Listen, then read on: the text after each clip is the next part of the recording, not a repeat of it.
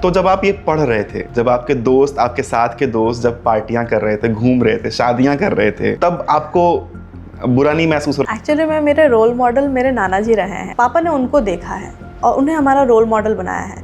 वो हमेशा पढ़ते थे, लोगों की सेवा करते थे, जो अफोर्ड नहीं कर पाते थे उनको फ्री देखते थे। एक सेइंग है कि डॉक्टर बनने के लिए काफ़ी कुछ पीछे छोड़ना पड़ता है, तो आप इन सैक्रिफाइसेस को कैसे देखते हैं? Now everything is sacrifice is worth it. Every time जब आप एक डिलीवरी करते हैं तो आप कैसा महसूस करते हैं उस समय, क्योंकि आप एक नए जीवन को सबसे पहली बार देख रहे होते हैं? ये कहा जाता है कि बाकी सारे ब्रांचेस में अगर आप पेशेंट आया है तो दुखी दुखी आता है। Gynae is the only branch जहाँ पे 90% पेशेंट जब आता है तो खुश होके जाता है और मिठाई भी देके जाता है। तो कैसा माहौल होता है घर में कि सब डॉक्टर डॉक्टर डॉक्टर डॉक्टर हैं? जब सारे डॉक्टर्स होते हैं ना तो आप कुछ भी बोल रहे हो, जैसे डायग्नोसिस उसका LRTI है, सब लोग समझ गए कि LRTI क्या है। उसका डायग्नोसिस PPH है, ब्लीडिंग ज़्यादा हो रही है, सब लोग समझ गए क्या है। ये प्रॉब्लम दीदी के साथ है। She is an engineer. Ma'am, मैं देख रहा था कि आपके डिग्रीज, तो मैंने देखा कि आपके पास MBBS, MD, DNB, MR, COG, FMAS, IMA, AMS, CIMP, FIC, MCH और UK के सर्टिफिकेट्स। तो इतनी सारी डिग्रियों की भूख कहाँ से आई आपके अंदर? मोटिवेशन कहाँ से आया कि सारा डिग्री लेना है मुझको? मैंने अपने UG में HOD of obs and gynae को देखा था, जिनकी शुरू से नाम से लेकर यहाँ तक का नेम प्लेट लगा हुआ था। दैट वाज अ क्रेविंग कि नहीं, मेरे नाम के पीछे भी कम से कम 15-20 डिग्रियाँ और फेलोशिप्स होने चाहिए। आपने एम्स में काम किया, आप दिल्ली के बहुत अच्छे अच्छे हॉस्पिटल्स में काम किए, तो जब इतने बड़े बड़े टैग्स लग जाते हैं तो इन हॉस्पिटल्स ने और इन संस्थानों ने आपको क्या सिखाया? मुझे एज सच एम्स ने जो चीज़ किताबों में लिखा होता है उसे प्रैक्टिकल में करना सिखाया है। नमस्कार दोस्तों, मेरा नाम है वैभव मिश्रा और आप देख रहे हैं द अदर साइड विद वैभव मिश्रा। मेरे साथ हैं डॉक्टर मीनाक्षी मैम। मैम, आपका स्वागत है हमारे पॉडकास्ट में। नमस्ते। कैसी हैं आप? पहले हम बिल्कुल ठीक हैं। और मैं जनरली ये सवाल हर पॉडकास्ट में पहला सवाल यही पूछता हूँ, क्या आप अभी खुश हैं? बिल्कुल। मैं अपने मदरहुड के पोजीशन पे हूँ, अपने कैरियर के पोजीशन में जिस स्टेज पे हूँ, मुझे लगता है कि जो भी मैंने अभी तक काम किया है उस पोजीशन पे मैं खुशी है और कोई पछतावा या कोई गम नहीं है। मतलब ये काफ़ी अच्छी चीज़ है कि कोई अगर ऐसा बोल सकता है तो वही अपने आप में एक सबसे बड़ी खुशी है। मैम, अपना थोड़ा बचपन बताइए, अपने परिवार के बारे में हमको थोड़ा बताइए। मेरे डैड इंजीनियर हैं, मैकेनिकल इंजीनियर, अब रिटायर हो गए। मेरी मॉम MSc बायोकेमिस्ट्री हैं। मेरे नाना जी डॉक्टर अतरदेव सिंह रेडियोथेरेपिस्ट थे CMCH वेल्लोर के, जो कि बहुत जाने माने डॉक्टर रह चुके हैं। हम लोग बॉर्न हुए थे बिहार के छपरा गांव में, और लेकिन हमारी परवरिश हुई है महाराष्ट्र में। महाराष्ट्र में हमारा 10th हुआ है। 12th हमने वापी गुजरात में कंप्लीट किया था। उसके बाद जैसे जैसे पापा की जॉब चेंज होते गई, हम लोग दिल्ली गए।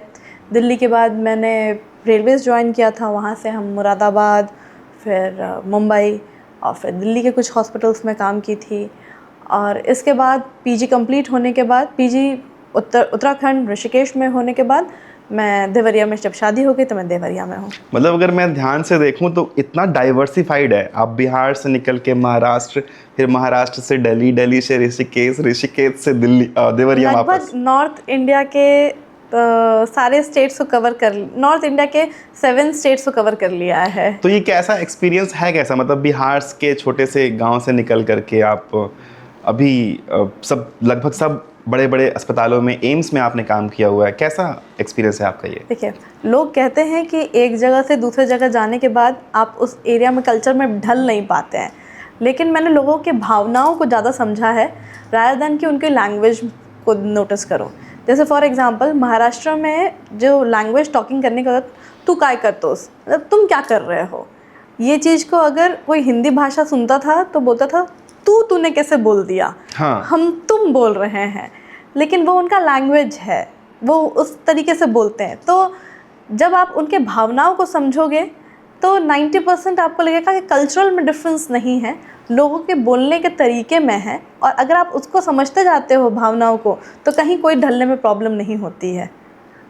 सही बात है। मतलब अगर मैं ये ध्यान से देखूं तो आपने इतने ढेर सारे जगहों पे, इतने ढेर सारे सिटीज़, जिसमें आप काफ़ी बैकवर्ड सिटीज़ में भी आप रहे हैं और काम भी कर रहे हैं, और आप काफ़ी हाई प्रोफाइल सिटीज़ में भी, तो आपको ये कभी ये जो स्मार्ट सिटी वाला कल्चर है उससे इनसिक्योरिटी नहीं हुई आपको? नहीं, सबका अपना अपना अलग अलग पॉइंट ऑफ व्यू है, सबका अपना अलग अलग कल्चरल प्रॉब्लम्स होती हैं, लेकिन smart city as such lucrative लगा हो मुझे, वो कभी नहीं है। स्मार्ट सिटी के अंदर अपने नुकसान हैं, एक पड़ोसी दूसरे पड़ोसी को नहीं जानता कि क्या है। छोटे जगह पे अपने फ़ायदे हैं कि एक जन खड़ा हो जाए तो 15 लोग अपने आसपास वाले जान जाते हैं कि भाई हाँ, वो हमारे डॉक्टर हैं, वो हमारे रिश्तेदार हैं। स्मार्ट सिटी के अंदर सुबह से लेकर शाम तक इंसान चलता है, दौड़ता है, जितना लाइफ आपने वर्क टेबल पर गुजार लिए उतना बाकी आप घर में आकर के आस पड़ोस को नहीं जान पाते हो, उतने कल्चरल हैबिट्स में नहीं घुस पाते हो। तो सबकी अपनी तरीके हैं। मुझे स्मार्ट सिटी से ज़्यादा छोटा एरिया पसंद आया है। नहीं, ये तो अच्छी बात है। ये हम लोग का सौभाग्य है कि आप हमारे से शहर में काम कर रहे हैं। हर पेरेंट्स का सपना होता है, मतलब हर पेरेंट्स का नहीं कहूँगा, लेकिन ज़्यादातर पेरेंट्स का सपना होता है कि मेरा बच्चा इंजीनियर बने, चाहे मेरा बच्चा डॉक्टर बने। इंजीनियर तो फिर भी ठीक है दोस्तों, लेकिन डॉक्टर अगर आप चूज़ कर रहे हैं तो सच में आपको सैल्यूट है, क्योंकि हमको लगता है कि 7-8 साल की पढ़ाई होती है इसमें। हाँ। तो जब आप ये पढ़ रहे थे, जब आपके दोस्त, आपके साथ के दोस्त जब पार्टियां कर रहे थे, घूम रहे थे, शादियां कर रहे थे, या फिर तब आपको बुरा नहीं महसूस हो रहा था जब आप मोटी मोटी किताबें लाइब्रेरी में लेके बैठे थे, पढ़ रहे थे? एक्चुअली मैं, मेरे रोल मॉडल मेरे नाना जी रहे हैं। पापा ने उन्हें देखा है, डॉक्टर अतरदेव सिंह जी, जो कि रेडियोथेरेपिस्ट रहे हैं CMCH वेल्लोर में, और वो इंडिया के सबसे पहले रेडियोथेरेपिस्ट रहे हैं। सेम चीज़ उनको लुक्रेटिव ऑफर्स मिले थे लंदन से और काफ़ी अच्छे दिल्ली, बॉम्बे से, लेकिन उन्होंने उसको छोड़ के CMCH वेल्लोर को चूज़ किया था। वहाँ पे जब तक वो रिटायर नहीं हुए थे वहीं पे किए थे, आइडस कटर के अंदर, मैडम के अंडर। और पापा ने उनको देखा है और उन्हें हमारा रोल मॉडल बनाया है। वो हमेशा पढ़ते थे, लोगों की सेवा करते थे, जो अफोर्ड नहीं कर पाते थे उनको फ्री देखते थे। बिहार में, पटना में उन्होंने जब अपना क्लिनिक खोला था तो पापा हमेशा उनका एग्ज़ाम्पल देते थे और उनके जो फ्रेंड्स थे उनका एग्ज़ाम्पल देते थे। तो बचपन से ही हमको डॉक्टर बनना था, ये मन में गाड़ दिया गया था कि डॉक्टर ही बनना है, इसके अलावा कोई और दूसरी तरफ डायरेक्ट नहीं किया गया था। बचता है दोस्तों का, जब पार्टी कर रहे थे, हाँ, MBBS के पहले बैक ईयर्स लगते हैं। जो कोई 12th कंप्लीट करता है उसके बाद जो ब्रेक होता है वो बहुत ज़्यादा स्ट्रेसफुल होता है। 1 साल का ब्रेक हो, 2 साल का ब्रेक हो, सारे रिश्तेदार क्वेश्चन करना, पूछना शुरू करते हैं कि नहीं होगा तो क्या करोगे। ऑफर्स देना शुरू करते हैं कि अरे BSc कर लो, उसमें भी अच्छा ये है। वो एक बैकलॉग्स आता है। पार्टी कर रहे होते वो नज़र में आ जाता है। जब रिश्तेदार पीछे खींचते हैं कि नहीं हो पा रहा है, उसका भी नहीं हुआ है, इसका भी नहीं होगा, वो डर आता था। लेकिन एक बार जब मेहनत करने भिड़ जाओ, वो किताबों के अंदर बंद हो जाओ 6 महीना 1 साल के लिए, और वो जब रिज़ल्ट देना शुरू करता है तो ये सब चीज़ें को ख़त्म कर देता है। ये सारी चीज़ों को हटा देता है कि आपके रोल मॉडल जैसा आप बन पा रहे हो, उनको आप सामने रखते हुए आप पढ़ रहे हो, तो ये सब चीज़ों को भुला देता है कि हाँ, आप वो पार्टी नहीं कर पा रहे हो, आप रिश्तेदारी में नहीं जा पा रहे हो। वो 1 साल 2 साल की जो मेहनत होती है जिसमें आप किसी पार्टी फंक्शन में नहीं अटेंड करते हो, सब हट जाता है। जैसे कि मैं समझ पाया कि आपके रोल मॉडल आपके नाना जी हैं जी। तो हम ये भी अज्यूम और इमेजिन कर पा रहे हैं कि आप सबसे ज़्यादा करीब भी उनके रही हैं। उनको देखा है। जब मैंने MBBS के सेकेंड ईयर में थी तब उनकी डेथ हो गई थी। हाँ, उनके कोई करीब। उनकी अगर स्टोरीज अगर आप सुनाना चाहें, कोई उन्होंने, जब मम्मी की शादी हुई तब उनका तब रिटायर कर गए थे। तब वो पटना में रहते थे और हम लोग बरोड़ा में रहते थे। जब रिटायर कर गए थे और वो सचमुच फ्री रहते थे, तब दीदी ने उनके दिमाग में डाला, आप किताब क्यों नहीं लिखते हैं अपने ऊपर। हाँ। तब पापा, उन्होंने अपना एक किताब लिखना शुरू किया, मेरे जीवन की कहानी। और वो बताते हैं उसमें कि उन्होंने पूरा कंप्यूटर पे एक एक वर्ड हिंदी में टाइप करके, क्योंकि हिंदी टाइप करना उसमें बहुत ज़्यादा मुश्किल होता है, टाइप करके उन्होंने सब कुछ शायद 15-20 पन्ने लिख लिए थे। और अचानक कोई बटन दबा और वो उड़ गया और जो रिट्राइव बैक भी नहीं हुआ। तो फिर से उन्होंने सोचा कि अब क्या करें, फिर से उन्होंने टाइप करना शुरू किया। That makes a more determination point कि जो आप करना चाहते हो वो तो करना ही है। ये मतलब हम लोग के जो प्रीवियस जनरेशन है वो यही सिखा के गए हैं कि भाई हम लोगों ने हासिल करके यहाँ तक आए हैं। और मैं आपको बताऊँ, मेरे भी पापा पुलिस में हैं, लेकिन कभी भी ईजिली सब कुछ नहीं मिलने दिया हमको। यही चीज़ें हैं। अच्छा, आजकल मेडिकल की पढ़ाई बहुत महंगी हो गई है, लेकिन आपने सरकारी संस्थानों से पढ़ाई की, उस दौरान क्या कभी ऐसा आर्थिक तंगी का सामना करने को मिला आपको? ओके, MBBS हमारे दिमाग में पहले से डाल रखे थे, और ये भी था कि प्राइवेट अफोर्ड नहीं कर सकते थे, तो करना था तो सरकारी ही करना था। मेरा जब MBBS में हुआ था तो गवर्नमेंट के थ्रू जब हुआ था तो सबसे महंगा college GMC Latur, government medical college Latur का था। उसका फ़ीस 20,000 पर मैनम था, एंड दैट वाज समथिंग जो मुझे लगा था कि मेरे पेरेंट्स अफोर्ड नहीं कर पाएंगे उस वक्त, और मुझे लगा था कि मुझे 1 साल बैक ऑफ करना पड़ेगा, फिर से एक और बार ट्राई करूँगी। तो पापा ने कहा कि नहीं, तुम बढ़ो आगे, आई पे for it. That was the time मुझे लगा था कि नहीं, वो 20,000 नीड्स टू गेट रिकवर्ड। और फिर जब 5 साल कंप्लीट हुए और फिर PG करना हुआ, तो PG में जब एम्स में हुआ तो एक चीज़ नोटिस किया है, जितना आप अच्छे कॉलेज में टॉप इंस्टीट्यूट में जाते रहते हो, आपकी फ़ीस उतनी कम होती जाती है।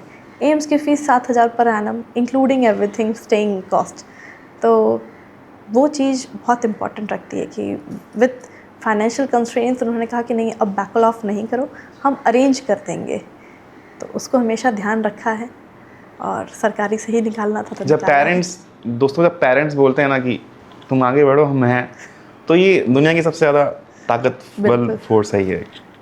बिल्कुल। मैं जानना चाहूँगा आपके पेरेंट्स के बारे में थोड़ा, अगर आप कंफर्टेबल हो हम लोग को शेयर करने के तो। मेरे डैड मैकेनिकल इंजीनियर है, मोतीलाल नेहरू कॉलेज से, प्रयागराज।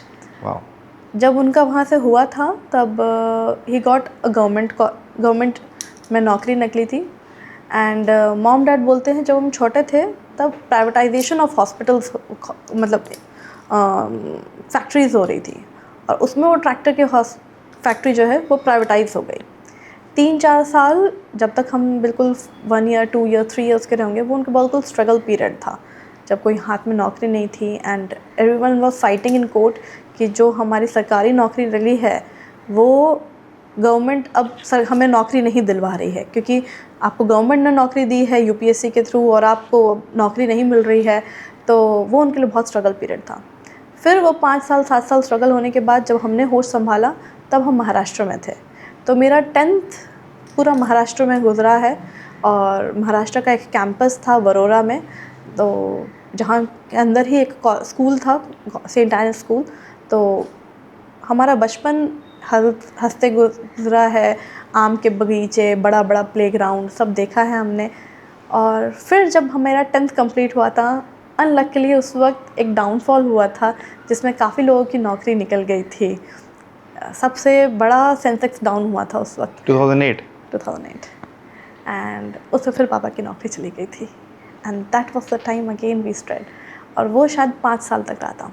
12th तो फिर भी हमने गवर्नमेंट कॉलेज से निकाला। लोग कहते हैं कि गवर्नमेंट कॉलेज अच्छा नहीं होता है, मैं बता दूं मैंने 10th भले कॉन्वेंट से किया है ड्यू टू दैट सोसाइटी, लेकिन 12th मेरा गवर्नमेंट से हुआ है।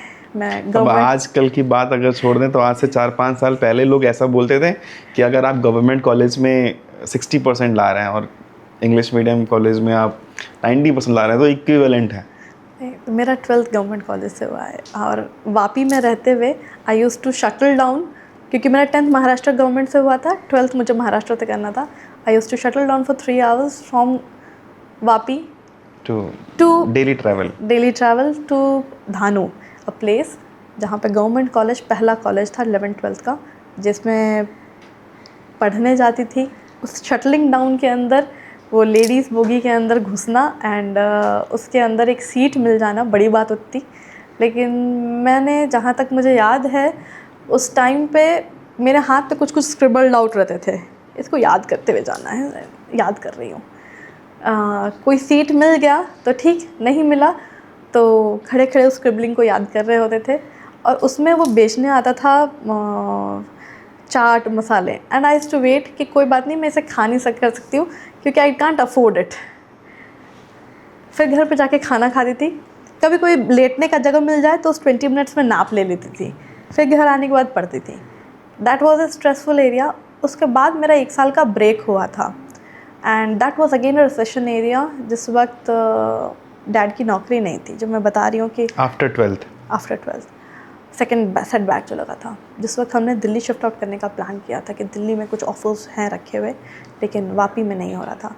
दैट वाज अ टाइम जब उनके अकाउंट में बैलेंस सबसे लो गुजरा था हमारे सामने में and I got into government college with the highest fees of 20,000 और मुझे लगा था मुझे बैक ऑफ करना पड़ेगा, लेकिन ही वॉज देयर कि तुम करो, हम करेंगे। ही always supported. My mother is MSc biochemistry. उन्होंने अपना प्रैक्टिस वरोरा में शुरू किया था एज अ लैब शुरू किया था, लेकिन जैसे ही लैब का फ्लरिशिंग टाइम आया था 1 साल 2 साल में, वहाँ से शिफ्ट आउट करके वापी में आए। फिर उन्होंने एक इंस्टीट्यूट ज्वाइन किया था जहाँ से सारे ड्रग्स बनते हैं सूरत के थ्रू। वो शटल डाउन सूरत की तरफ करती थी, मैं शटल डाउन धानु की तरफ करती थी। सेम टाइमिंग होता था दोनों का। ट्रैवलिंग में स्ट्रेस होता था कि नहीं उस भीड़ में घुसना है, लेकिन वी गॉट थ्रू इट। हम लोग, मैंने MBBS में जैसे ही निकली, mummy papa Delhi shift out हो गए एंड जहाँ तक मुझे याद है उसके बाद कभी ऐसा टाइम नहीं आया कि मैं कहूँ कि मैं मम्मी पापा के पास वापस आई हूँ। MBBS हुआ महाराष्ट्र से, फिर PG कंप्लीट हुआ, फिर शादी हो गई। मतलब वो शटलिंग अभी तक चल रही है? शटलिंग चल रहा है। तो you are the only one child of? नहीं, हम 3 बहनें हैं। My younger sister, I am the middle one. मेरी बड़ी बहन she is electronics and telecommunication में है and she is associate professor in NIT Kurukshetra right now. अच्छा। तो वो अब दिल्ली मम्मी से 50,000 पास में है। तो she is taking the advantage कि मम्मी पापा को बुला लेती है, अपने पास रखती है कि नहीं मम्मी पापा रहो हमारे पास ही, और मैं यहाँ हूँ। मेरी छोटी बहन is again an MS obs and gynae, she is in Ballia, और उसकी स्टोरी तो और भी अच्छी है। मैंने यहाँ पे गवर्नमेंट मेडिकल कॉलेज लातूर में किया था जिसमें 20,000 फीस है, उसका मैमसी दिल्ली में हुआ है जिसका 2,000 फीस है। और फिर PGs from the same institute AIIMS. हाँ, और फिर मेरी शादी यहाँ हुई, उसकी शादी बलिया में हुई। Now we have settled in different places. सब पढ़ाकू बच्चे थे आप लोग एकदम। पढ़ाई का हमेशा से ये रहा है, मम्मी पापा चाहे कुछ भी हो जाए, पढ़ाई में कोई कमी नहीं होनी चाहिए। तुमको बुक्स चाहिए, तुम बुक्स यूज़ करो। तुमको मैंने एक बार कोचिंग के लिए भी जिद किया था कि जब MBBS में नहीं हो रहा था and it was my second year back, मैंने उनसे जिद किया था कि मैं अब घर पे बैठ करके कोचिंग नहीं कर सकती हूँ, I need a specific coaching institute to join. तब आई रिमेंबर आकाश है जैसे मैंने ज्वाइन किया था, दिल्ली में ज्वाइन किया था एंड सुबह उठते उठते के शाम तक मेरा रिकॉर्ड था कि एक दिन में 1 पेन तो ख़त्म करना है, जिसमें 2-2 रुपए की पेन आती है, लेकिन लिख लिख के याद करना है। आई एम स्टिल कि मेरी हैंड राइटिंग बहुत बुरी है and I give the credit कि वो 1 साल मैंने जो मेहनत किया है जिसमें लिख लिख करके एक दिन में 1 पेन ख़त्म किया है एंड 10 दिन के अंदर पूरा 1 बॉक्स ख़त्म हो जाता था। आई गिव द क्रेडिट कि मेरी हैंड राइटिंग उसने ख़राब कर दी है। हो सकता है दोस्तों कि डॉक्टर्स की जो हैंड राइटिंग होती है, आगे सवाल है इस पे, मैं बात करेंगे उस पर आगे। तो कोई तो ऐसा समय आया होगा ना जब आप शटलिंग करते थे कि यार मीनाक्षी अब क्या कर रहे हैं, थकने का मन किया होगा, थक गई होंगी, तो हार ना मानने का कोई तो ऐसा रीज़न होगा कि my parents never let me down, they give the power to drag us कि कैसे नहीं होगा तुमसे। हाँ, एक बार हुआ है जब फर्स्ट ईयर बैक हुआ था, तब मेरी रैंक जिसमें BDS मिल रहा था एंड दे वर कि do you want to join dental. मैंने कहा नहीं, एंड आई वाज क्राइंग कि मेरे जो फ्रेंड्स हैं, आई शुड नॉट से this but they were also of the same colleague but they got less mark but due to this special criteria कि आपको seats मिलते हैं, reservations, they got into MBBS in that year and I was getting a BDS. I was very sad कि भाई हाँ क्या करना है। They gave me कि what do you want your next generation कि वो भी reservations में आए। मैंने कहा बिल्कुल नहीं, हम मेहनत कर रहे हैं तो वो भी करेंगे नेक्स्ट जनरेशन।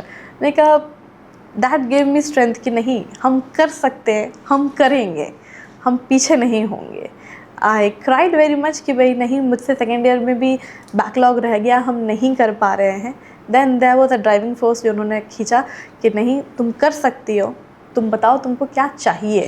क्या मुझे कोचिंग चाहिए। क्या जाओ तुमको कोचिंग दिलवाएंगे। वाओ। तो that was never a backlog कि हार नहीं मानने देना है। ऐसे कैसे तुम बोल सकती हो कि तुम नहीं कर सकती हो, तुम कर सकती हो।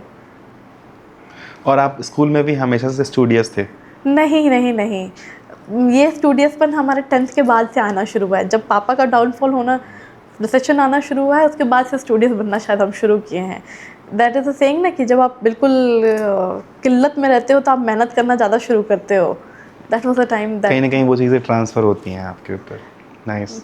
तो अपने आप को आप मतलब आज भी, आज के समय में भी, और पहले जब आप 12th के बाद आप एमबीबीएस की तैयारी कर रहे थे, तो उस समय सीपीएमटी होता था शायद, राइट। तो आप अपने डिस्ट्रैक्शन से कैसे बचते थे, आप कैसे भागते थे आई उससे? Never let had the distractions. मतलब पार्टी कोई करना है, आई स्टिल रिमेंबर मीनाक्षी चलो पार्टी करने चलते हैं, बाहर घूम के आते हैं। That was a single saying, पापा ने मना कर दिया है, अब पापा से कौन बात करेगा, तुम लोग तो बात करोगे नहीं, अब तो फिर पापा ने मना उस कर चक्कर दिया में है। तो आपके दोस्त भी कम बनते होंगे फिर? हाँ, यू कैन से दैट कि दोस्त कम थे, लेकिन जो थे वो पक्के वाले थे कि नहीं, दे न्यू कि मीनाक्षी जो कुछ कर रही है और कुछ करके निकाल देगी। तो उस चीज़ में आप अपने मम्मी पापा से भी क्लोज ही रहे होंगे, वो भी हाँ, एक तरह से फ्रेंड का काम तो किए ही बिल्कुल। होंगे। कुछ भी हो जाए, अब भी मुझे कुछ प्रॉब्लम होती है, मैं पहला कॉल पापा को लाती हूँ, पापा ये प्रॉब्लम में अटक गई हूँ, क्या करूँ। He listens to it and give a neutral answer कि क्या करना चाहिए। तो वो बहुत हेल्प आउट करता है।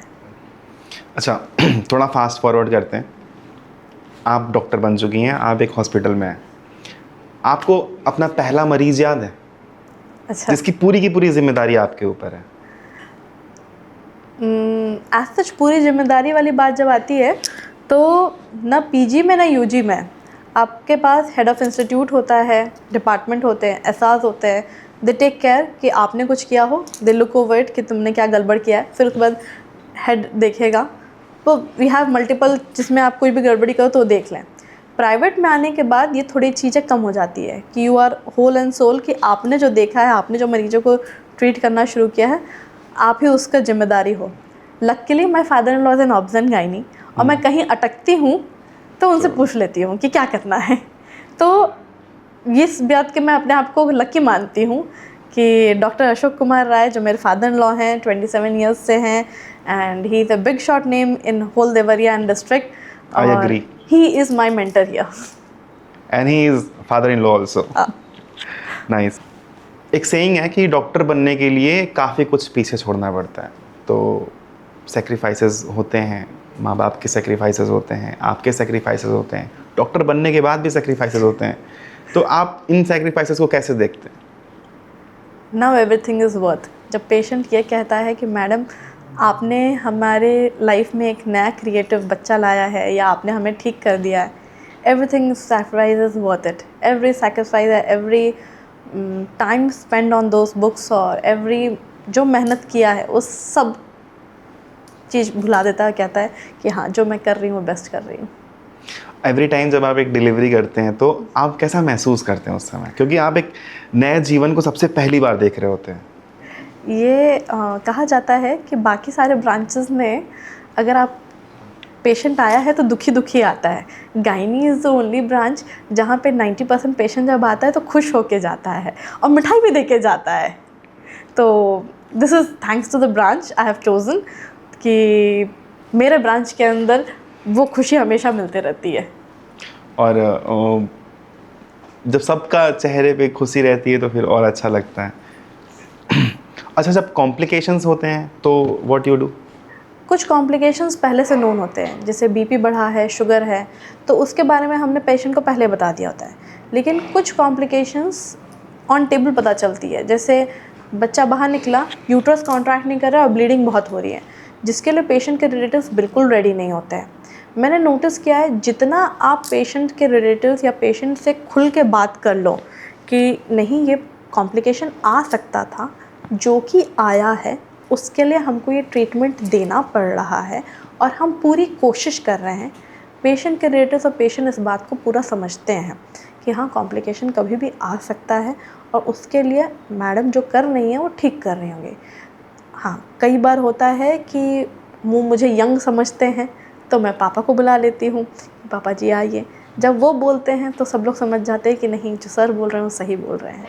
तो हाँ, कॉम्प्लिकेशंस को डील करते हैं हम लोग।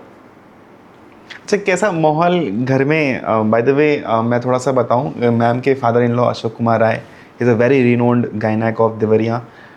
मैम के husband Priyam Bhaskar sir is also a very renowned doctor. तो कैसा माहौल होता है घर में कि सब डॉक्टर डॉक्टर डॉक्टर डॉक्टर हैं? ये प्रॉब्लम मतलब जब सारे डॉक्टर्स होते हैं ना, तो आप कुछ भी बोल रहे हो, जैसे डायग्नोसिस उसका LRTI है, सब लोग समझ गए कि LRTI क्या है। उसका डायग्नोसिस PPH है, ब्लीडिंग ज़्यादा हो रही है, सब लोग समझ गए क्या है। ये प्रॉब्लम दीदी के साथ है, शी इज़ एन इंजीनियर, मैंने बताया था। तो उसके सामने बोलो LRTI, ये LRTI क्या है? का लोअर रेस्पिरेटर, उसमें क्या होता है लोअर रेस्पिरेटरी ट्रैक्ट में? तो खांसी होती है, तो खांसी के अंदर लोअर रेस्पिरेटरी ट्रैक्ट पे वहाँ प्रॉब्लम होती है। यहाँ पे तो सब कौन क्या बात कर रहा है, वी डोंट इवन अंडरस्टैंड कि हम क्या बोल रहे हैं। सब समझ रहे हैं सब लोग। तो आपको जब ये आपने बताया थोड़ी देर पहले कॉम्प्लिकेशंस होता था, या फिर आप जब पढ़ाई कर रहे थे, जब वहाँ पे प्रॉब्लम्स फेस कर रहे थे, या फिर आप कॉलेज में थे, या फिर आपके जब फादर की जॉब नहीं थी, तब बैकलैश तो आया होगा, जाहिर सी बात है। तो आप कभी ऐसा हुआ कि शीशे के सामने खड़े होकर बोले होगी कैसे कर पाओगे? कोई ब्रेकिंग पॉइंट तो आया होगा ना। आप हमेशा पॉजिटिव नहीं रह सकते, राइट। तो कोई ब्रेकिंग पॉइंट आता है तो आप उस समय क्या करते हैं? मतलब नॉर्मली अगर मैं आपसे बोलूँ कि अगर कोई बच्चा आपको इस समय देख रहा है और वो एस्पायरिंग डॉक्टर है, तो उसको क्या करना चाहिए जब वो टूट रहा हो? तो जब मुझे ब्रेकिंग पॉइंट आया था तो मैंने कहा था कि मैं कॉल लगाती हूँ पापा को, एंड ही सेज कि थोड़ा देर जाके सो जाओ, 15 मिनट का अलार्म लगाओ, जाके सो जाओ, और उसके पहले खाओ और सो जाओ। खा के सोएंगे तब आधा घंटे बाद उठोगे, उस वक्त पूजा घर में जाओ, आधा घंटा शांति से पूजा करो, then come up with something again, timetable कि तुमने क्या गड़बड़ी की है, कहाँ तुम उसको ठीक कर सकते हो।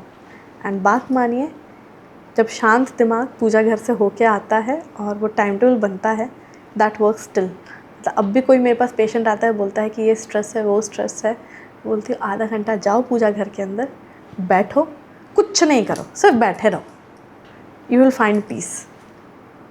कितनी अच्छी बात है कि आप एक साइंस की दुनिया में आप एक बहुत अच्छे चीज़ में हैं, और आप साथ ही साथ स्पिरिचुअलिटी की बात कर रही हैं। तो स्पिरिचुअलिटी आपके जीवन में क्या रोल प्ले करती है? I believe in God. कोई पेशेंट आके मुझसे बोलता है कि मैडम आप भगवान हो, मैं उसको बोलती हूँ नहीं, मैं अपनी कोशिश कर रही हूँ, भगवान ऊपर वाला है। हम कोशिश करते हैं, देना उसको है, करना उसको है, और मैं उस पर विश्वास रखती हूँ। कई बार हो जाता है, जैसे आप नॉनवेज खा लिए हो, पूजा घर में नहीं जा रहे हो, आप दिमाग में बस सोचो कि आपको प्रणाम करना है, and then go, that's all. ये स्पिरिचुअलिटी में रहता है। दिमाग में एक दिए की लॉ को कंसंट्रेशन पे लाओ जो आपके दिमाग को शांत कर दे, that's all. Then go to the exam hall. Exam hall के अंदर भी घुसने के अंदर जो 15 मिनट्स होता है, जब वो पेपर बांट रहे होते हैं, तब सबसे ज़्यादा धड़कन बढ़ी रहती है।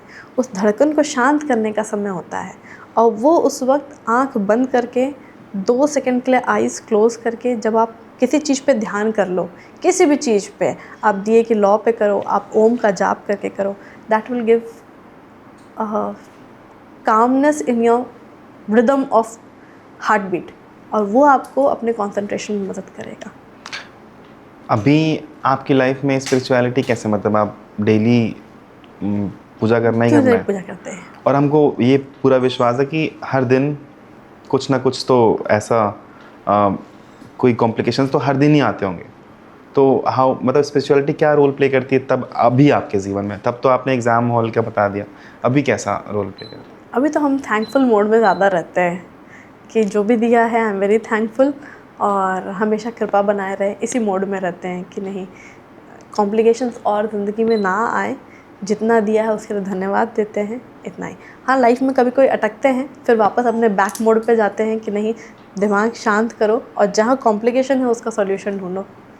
तो Right. इससे ज़्यादा नहीं हो पाता है। हाँ, मम्मी जी के साथ, जैसे अभी हम मम्मी जी के साथ काफ़ी जगह तीर्थ यात्रा पे घूमते हैं। मेरे छोटे बड़े बेटे का जब भी बर्थडे होता है तो कोई ना कोई हम तीर्थ स्थान पे जाते हैं। लगभग हमने 4 साल का है वो, 4 ज्योतिर्लिंग कवर कर लिया है। पिछले बार कामाख्या देवी गए थे, तो एक बार तिरुपति भी गए थे। तो इट्स एवरी बर्थडे, और बना रखा है कि उसके बर्थडे के दिन पूरी फैमिली बाहर जाएगी और कोई ना कोई तीर्थ स्थान पे जाएगी। छोटी वाली के साथ भी वही स्टार्ट कर रहे हैं। Nice nice. मैम, मैं देख रहा था कि आपके डिग्रीज, तो मैंने देखा कि आपके पास MBBS, MD, DNB, MRCOG, FMAS, IMA, AMS, CIMP, FICMCH और UK के सर्टिफिकेट्स हैं। मतलब सही बताऊं तो मुझे खुद भी नहीं पता इन सब के मतलब क्या है। तो इतनी सारी डिग्रियों की भूख कहाँ से आई आपके अंदर, मोटिवेशन कहाँ से आया कि सारा डिग्री लेना है मुझको? मैंने अपने UG में HOD of obs and gynae को देखा था, जिनकी शुरू से नाम से लेकर यहाँ तक का नेम प्लेट लगा हुआ था। दैट वाज अ क्रेविंग कि नहीं, मेरे नाम के पीछे भी कम से कम 15-20 डिग्रियाँ और फेलोशिप्स होने चाहिए। और लकीली मेरी शादी जहाँ हुई है वहाँ मेरे father in law obs and gynae है। मेरी sister in law doctor Akanksha Rai, she is also obs and gynae. मेरे हस्बैंड स्किन डर्मा डिपार्टमेंट है, डर्मेटोलॉजिस्ट हैं। तो इन्होंने कभी पढ़ाई में मना नहीं किया है। They gave me complete support कि तुम पढ़ो, we are that to handle everything. तो वो एग्ज़ाम के वक्त और स्पेसिफिक टाइमिंग के लिए जब मैं छुट्टी जाती हूँ, जैसे मैंने फेलोशिप इन इनफर्टिलिटी कंप्लीट किया। मतलब यू आर सेइंग कि आपने शादी के बाद भी पढ़ाई अपनी कंटिन्यू रखी थी? Wow, that's amazing. And that was supported by my complete in laws side. मैंने फेलोशिप इन इनफर्टिलिटी किया and that time I needed break कि मुझे वहाँ जा कर के कोर्स कंप्लीट करना है। तो father in law complete hospital OPDs देखे हैं, तो ये मुझे बहुत एडवांटेज मिला है कि ससुराल वाले भी उतने पढ़ने में मुझे आगे रखते हैं कि नहीं पढ़ो, कोई प्रॉब्लम नहीं है। मैं अब भी उठती हूँ और मैं सुबह सुबह पढ़ रही होती हूँ तो पापा जी पूछते हैं क्या पढ़ रही हो, किसके लिए पढ़ रही हो? मैंने कहा इस MRCOG के पार्ट 3 के लिए पढ़ रही हूँ। अच्छा, पढ़ो पढ़ो पढ़ो। और समझ भी जाते होंगे लोग, सब लोग। समझ आपने एम्स में काम किया, आप दिल्ली के बहुत अच्छे अच्छे हॉस्पिटल्स में काम किए, तो जब इतने बड़े बड़े टैग्स लग जाते हैं तो इन हॉस्पिटल्स ने और इन संस्थानों ने आपको क्या सिखाया? आपको एज अ डॉक्टर कैसे मजबूत किया? मुझे एज सच एम्स ने जो चीज़ किताबों में लिखा होता है उसे प्रैक्टिकल में करना सिखाया है। जैसे कई लोग बोलते हैं कि किताबों का ज्ञान अलग है, प्रैक्टिकल का लाइफ अलग है, लेकिन ऐसा नहीं है। अगर आप नोटिस करो तो किताबों में वही चीज़ लिखी होती है जो स्टडीज़ में होती है, जो लोगों ने किया है और कई लोगों में देखने के बाद वो स्टडी बनी है। तो उस चीज़ को मुझे एम्स ने सिखाया है कि मैं उसको ज़मीनी लेवल पे उतारूँ। मुझे जैसे रेलवेज़ ने सिखाया है कि गवर्नमेंट कहाँ पे लैग बिहाइंड करती है, गवर्नमेंट ने कुछ बोला उसको इम्प्लीमेंटेशन करने में कितना समय लगता है, प्राइवेट में आप उसकी कैसे पूर्ति जल्दी कर सकते हो। ये हर इंस्टीट्यूट आपको कुछ कुछ चीज़ नया सिखाता है। तो लेकिन जब ये आप इतने बड़े बड़े इंस्टीट्यूट्स में थे तो कोई प्रेशर फील नहीं होता था आपको? नहीं, मतलब आप अपना काम करते जाते हो, लोग आपके रिजल्ट्स का वेट करते हैं, और आप जब पढ़ रहे होते हो, जब आपने जो फॉलो कर रहे हो वो सही होता है तो रिजल्ट्स भी अच्छे आते, तो प्रेशर नहीं बनता है।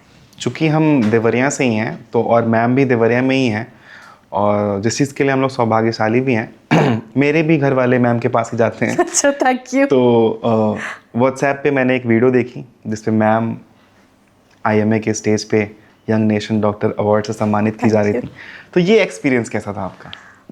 IMA में यंग नेशनल अवार्ड 5 लोगों को मिलता है हर साल, and I am very lucky कि IMA ने मुझे इस चीज़ के लिए चूज़ किया और उसने मेरी कैपेबिलिटी को देखा, तो I am very grateful to them. तो कभी आपको ऐसा नहीं लगता कि मतलब देखिए, मैं आजकल की जनरेशन की बात बताऊं कि इफ़ यू अचीव समथिंग ना, तो not for the long time but, लेकिन थोड़े समय के लिए होता है कि अरे यार हम तो ये हैं हम तो बहुत टॉप आदमी हैं। तो आपको अंदर से कभी ऐसी फीलिंग नहीं आती? ये वाली फीलिंग कि भाई हाँ, हमको कोई हरा नहीं सकता है। यू नो, जहाँ पे ये फीलिंग आनी शुरू होती है ना, भगवान आपको देख रहा होता है कि तुम बहुत ज़्यादा ओवरवेल्म होते जा रहे हो, उसको कहीं ना कहीं पे आपको पिंक कर देता है कि लो, तो जहाँ पे मुझे लगता है कि नहीं अब मेरे सारे मरीज अच्छे हो रहे हैं, मुझे कोई हरा नहीं सकता है, कहीं ना कहीं कुछ ना कुछ ऐसे ओपीडीज़ में फेलियर्स दिखते हैं जिसके रिजल्ट्स नहीं आ पाते हैं। ठीक है, सारे ट्रीटमेंट जो हम देते हैं, टू बी एग्जैक्ट मैं बोल दूँ, सारे डॉक्टर्स जो बोलते हो कि नहीं हमने 100% पेशेंट को क्योर कर दिया, या हमारे हाथ में जो भी पेशेंट आता है लो उसको हमेशा बच्चा हो जाता है, या मेरे पास जो मरीज़ आएगी उसका मैं बच्चा सेव कर लूँगी, कोई अगर डॉक्टर इस तरीके से बोलता है गायनी ऑब्स के अंदर, तो मैं बोलती हूँ कि वो डॉक्टर नहीं है। क्योंकि यू नो कि सारे चीज़ आप नहीं बचा सकते हो, और जहाँ मैं स्वेलअप होना शुरू होती हूँ वहाँ पे अचानक मेरे उस बलून में पिन आ जाता है कि नहीं आपने सारी दवाइयाँ दी है फिर भी वो फेल कर गया। तो वो चीज़ मुझे वापस एक प्रेरणा बनता है कि मैं वापस बुक्स के गो थ्रू हूँ कि मैंने कुछ मिस तो नहीं कर दिया, कहीं मेरे कोई गलती के कारण किसी का कोई लॉस तो नहीं हो रहा है। तो दैट कीप्स मी ग्राउंडेड कि नहीं मुझे वापस पढ़ना है। अच्छा, जब ऐसे लॉसेस होते हैं तो वो कैसा होता है आपके लिए? इट्स वेरी बैड, मतलब इट्स वेरी वेरी बैड। लोगों को लगता है कि पेशेंट्स का लॉस हो रहा है तो डॉक्टर पे कोई असर नहीं पड़ता है। स्टार्टिंग फ्रॉम 6 हफ्ते का बच्चा जिसमें धड़कन अभी नहीं आई है, ब्लीडिंग हो रही है, हमने दवा दी हो, to a 36 years female, 36 weeks pregnancy अगर वो लॉस कर जाती है तो बहुत बुरा लगता है। मतलब इट्स समथिंग कि मेरा वो पूरा दिन ख़राब जाता है। मुझे इतना बुरा लगता है कि मुझे 1 घंटा 2 घंटा अपने ओपीडी से ब्रेक लेना पड़ता है कि मैं अपने आप को संभालूं कि मैं नेक्स्ट ओपीडी ध्यान से देख पाऊँ।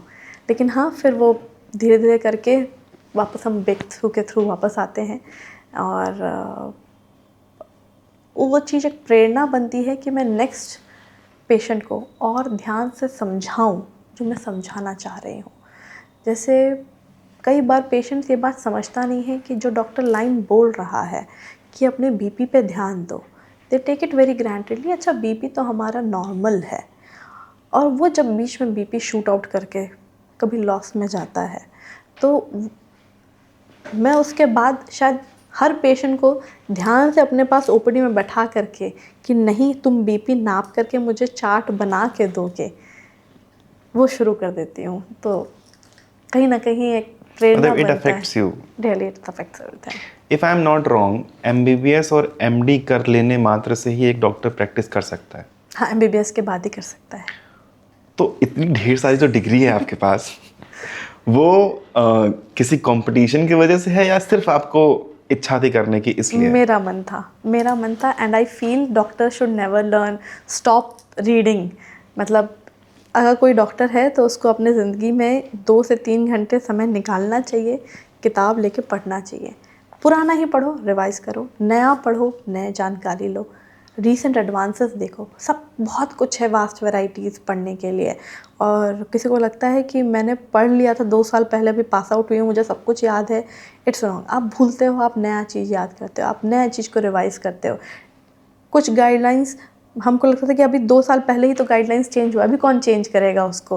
अब पीपीएच का अचानक गाइडलाइन चेंज हो गया, 500 ml के बदले में हो गया 300 पे ही अलार्म बजाना है, ट्रीटमेंट करना है। और ये गाइडलाइंस चेंज होने का अपना रीज़न होता है, उसको फॉलो करना बहुत इम्पॉर्टेंट होता है। तो ये डिग्रियाँ कलेक्ट करना या पढ़ते रहना, ये मुझे अच्छा लगता है, नेवर टू लीव इट। और जो पढ़ाई कर रहा होता है, they people who go for super specialization या फेलोशिप्स में जाते हैं, एंड आई फील कि वो पढ़ाई इट्स ऑल वर्थ। जब आप कहते हो ना कि हम नॉर्मल एमबीबीएस के पास गए, देखिए देवरिया में एक और कैटेगरी के लोग हैं। एक तो क्वैक्स हो गए, जिसे कुछ नहीं आता है, लोग उस पर विश्वास करते हैं, वो एक साथ 4 तरह की दवाई लिखेंगे, एक पेट दर्द कम करने की, एक गैस कम करने की, एक स्टेरॉइड, सब मिला करके दे देंगे। उनसे अलग कर दीजिए। एक एमबीबीएस होता है जो ये बात समझता है कि उसे कितना आता है, वो कितना तक ट्रीटमेंट जा सकता है। फिर उसके बाद एमडी आता है जो अपने लाइन में स्पेशलाइज्ड होता है। फिर उसके बाद आता है सुपर स्पेशलाइजेशन, जिसके अंदर उस एमडी ब्रांच के भी 4-5 जो विभाग, जैसे गायनी के अंदर ऑन्कोलॉजी है, रिप्रोडक्टिव मेडिसिन है, फीटल मेडिसिन है, तो इसमें डिवाइड किया हुआ है। अगर आप सुपर स्पेशलाइजेशन के पास जा रहे हो तो नॉर्मल सी बात है, उसने उस पार्ट को ज़्यादा पढ़ा है, उसने उस पार्ट पे ज़्यादा देर मेहनत किया है, तो उसके क्वालिटी ऑफ वर्क में नॉर्मल सी बात है डिफरेंस आएगा ही आएगा। इसलिए ये सारी डिग्रियाँ ऐड होते गई हैं। अच्छी बात है। मैम ने अभी एक शब्द का इस्तेमाल किया है, क्वैक्स का, तो मैं उसको हिंदी में बता दूं, उसको कहते हैं झोला छाप डॉक्टर। तो मैम, जैसा कि हम लोगों को पता है कि अपने शहर में एक मेडिकल कॉलेज भी है, तो जो कि हज़ारों एस्पायरिंग डॉक्टर्स हैं और बहुत से डॉक्टर्स, बहुत से यंग लोग आपको देखेंगे भी, बहुत सी यंग लड़कियां आपको देखेंगी जो कि आपकी तरह एक डॉक्टर्स बनना चाहेंगी। सबके अंदर ना एक बार ये होगा कि हमको भी एक बार सफ़ेद कोट पहन के प्रैक्टिस करना है। तो किताबी ज्ञान और ज़मीनी अनुभव में आप किसको वरीयता देती हैं? मैं ये जानती हूँ कि जो किताबी ज्ञान में होता है उसको आपको अपने प्रैक्टिकल नॉलेज में उतारना होता है। प्रैक्टिकल नॉलेज में जो सर्जिकल स्किल्स होते हैं वो अलग हो गया, वो आपको किताब पढ़ के नहीं मिलेगा। जैसे कोई सर्जरी कर रहा है, तो आप जब तक सर्जरी में उतरोगे नहीं, हैंड्स ऑन नहीं होगा या ट्रेनिंग नहीं होगी, तब तक नहीं होगा। लेकिन बाकी जो थ्योरेटिकल चीज़ें हैं जो किताब में है उसको आप प्रैक्टिकल नॉलेज में उतारो, तो मेरे हिसाब से दोनों ही इम्पोर्टेंस रखता है। मतलब संतुलन बना के चलना बिल्कुल। पड़ेगा इस पे। नाइस। तो हम लोग नेक्स्ट पार्ट में चलेंगे मैम, प्राइवेट वर्सेस रियलिटी। आजकल ना हॉस्पिटल्स ना मॉल से कम नहीं है, आप भी देखिए। तो आप इस चीज़ को कैसे देखती हैं, जो बड़े बड़े हॉस्पिटल्स हैं जो मॉल्स की तरह ऑपरेट हो रहे हैं कि यहाँ पे ये है, वहाँ पे वो है, यहाँ पे, इसको आप कैसे देखते हैं? आपके हिसाब से ये सही है? देखिए, प्राइवेट हॉस्पिटल्स में टारगेट्स तो मिलते हैं, इसमें कोई क्वेश्चन नहीं है, लेकिन हर डॉक्टर्स डॉक्टर को टारगेट मिलते हैं कि आपको इतना बिल्कुल करना मिलते है। हैं, अच्छा। ठीक है। लेकिन मैं वही बोलूँगी, हर डॉक्टर एक जैसा नहीं होता है। कोई लोग उस टारगेट के पीछे ही पागल होता है और कोई लोग पेशेंट ठीक करने के पीछे होता है। आपको डॉक्टर पहचानना पड़ेगा कि आप किसके पास जा रहे हो। जब आपका डॉक्टर अच्छा होगा तो उसके टारगेट अपने आप पूरे होते चले जाएंगे और उसको कहीं कोई सेटबैक नहीं मिलेगा। तो मैं इस चीज़ के लिए मानूंगी कि प्राइवेट हॉस्पिटल्स बिल्कुल मॉल के जैसे शुरू हो गए हैं। काफ़ी मतलब जैसे आप जाओ तो एक बार में वो 10-15 टेस्ट भी लिखा जाते हैं। Which is unnecessary. हर बार नहीं। हर बार। मैं आपको एग्जांपल देती हूँ। जैसे मेरे पास ही इस बेल्ट के अंदर लोग अगर 3-4 महीने में कंसीव अगर नहीं करते हैं, they come to the hospital doctors कि मैडम कंसीव नहीं हो रहा है। मैंने कहा शादी को कितने टाइम हुआ है? 4 महीने हुए हैं। मैंने कहा तुम लोगों को पहचानने में भी समय नहीं हुआ है कि तुम दोनों किस चीज़ पे झगड़ोगे। कम से कम 1 साल साथ में रहो, फिर कंसीव नहीं हो तो आओ। एंड ऐसे में 4-5 मरीज़ मेरे से जाने के बाद दूसरी जगह पर जाकर के ट्रीटमेंट करा के आ चुके होते हैं। एंड देन जब उसमें 2-3 महीने में सक्सेस नहीं मिलता है तो वापस आते हैं कि मैडम क्या करें। या तो पहले गए क्यों थे? इतने प्यार से तुमको समझा के मैंने भेजा कि 1 साल तक साथ में रहो, नहीं प्रेशर बन रहा था फैमिली का। तो ये जो प्रेशर जब बनता है उनके ऊपर और वो जाके डॉक्टर्स पे देते हैं, तो डॉक्टर के हाथ में होते हैं ढेर सारी पर्चियाँ, तो वो उस पर दवाइयों टिक करना शुरू करते हैं। अच्छा ये कर दो, ये कर दो, ये कर दो। तो कुछ हद तक इस प्रेशर का डॉक्टर का काम होता है समझाना, और कुछ पेशेंट ही बहुत ज़्यादा प्रेशराइज कर देते हैं कि नहीं मैडम आप चेक कर लो कि सब कुछ ठीक है ना। तो उसमें वो बहुत सारी जांचें लिखा जाती हैं। तो मेरे हिसाब से डॉक्टर्स को समझना चाहिए कि आपको पेशेंट को काउंसल करना है, उसे समझाना है कि क्या चीज़ तुम्हारे लिए सही है, क्या चीज़ तुमको कराने की ज़रूरत नहीं है। और जब वो ये समझेगा तो अपने आप प्रेशराइज अपने आप कम हो जाएगा। द इन्वेस्टिगेशंस कम लिखाएंगे, इन्वेस्टिगेशंस वही लिखाएंगे जो ज़रूरत है। मान लेते हैं कि एक न्यूली वेड कपल आपके पास आता है, तो आप उसको क्या सलाह देंगे कि कंसीव करने के लिए अगर आपको वो सवाल पूछता है तो आप उसको क्या सलाह देंगे? एक मैं कम से मतलब जो थ्योरेटिकल है और जो मैं उनको सलाह देती हूँ एक्चुअल में बोलती हूँ कम से कम 1 साल तक साथ में रहो, फर्टाइल पीरियड में ट्राई करो और फॉलिक एसिड खाते रहो। देखिए 90% लोग तो फॉलिक एसिड पे कंसीव हो जाते हैं और बोल के आते हैं मैडम आपकी दवाई से कंसीव करिए। मैंने कहा बहुत बढ़िया। तो फॉलिक एसिड प्यारी प्यारी छोटी छोटी गोलियाँ होती है, प्री प्रेगनेंसी में स्टार्ट करना चाहिए। मैंने कहा 1 गोली खाओ कंसीव कर जाओगे, तो 3-4 महीना खाओ आ जाओगे, 3-4 महीने में अपने आप कंसीव कर जाते हैं। ठीक है, बात हो गया। बढ़िया। मेरे पापा को कुछ दिन पहले, कुछ साल पहले किडनी में कुछ दिक्कत हुई, तो वहाँ मैंने देखा कि प्रयागराज में पापा पोस्टेड थे, तो वहाँ के जितने भी बड़े हॉस्पिटल्स थे उसमें एक ही डॉक्टर है किडनी का। अच्छा। वही जिसको पापा दिखाए हैं, वो दूसरे हॉस्पिटल में भी वही किडनी के, ही is a very renowned doctor. तो ये भी तो कहीं ना कहीं रीज़न हो सकता है ना कि लोग एलिगेशंस लगा सकते हैं। देखिए आप अग्री करते हो ना इस पे कि कुछ डॉक्टर्स जो हैं वो फर्जी टेस्ट और अननेसेसरी टेस्ट लिख देते हैं? मैंने बोला ना कि आप हर एक को एक तराजू में नहीं तोल सकते। कुछ डॉक्टर्स होते हैं, जैसे जो आपने एग्जांपल दिया वो है प्रेशर टारगेट से ज़्यादा पेशेंट्स का। जैसे आज के टाइम में पेशेंट एक जगह से दूसरी जगह बहुत ज़्यादा नहीं जाना चाहता है, तो क्या होता है, एक ही डॉक्टर 4 हॉस्पिटल्स पकड़ता है एंड दे गो कि अच्छा तुम अपने मरीज को 2 से लेकर 4 रखना, मैं यहाँ देखूँगा। और मतलब मैं आपको स्पेसिफिकली थोड़ा सा बताऊं कि वो जिस हॉस्पिटल में पापा एडमिट थे उसमें वो रात में 12 बजे के करीब एक बार 10 मिनट के लिए आते थे।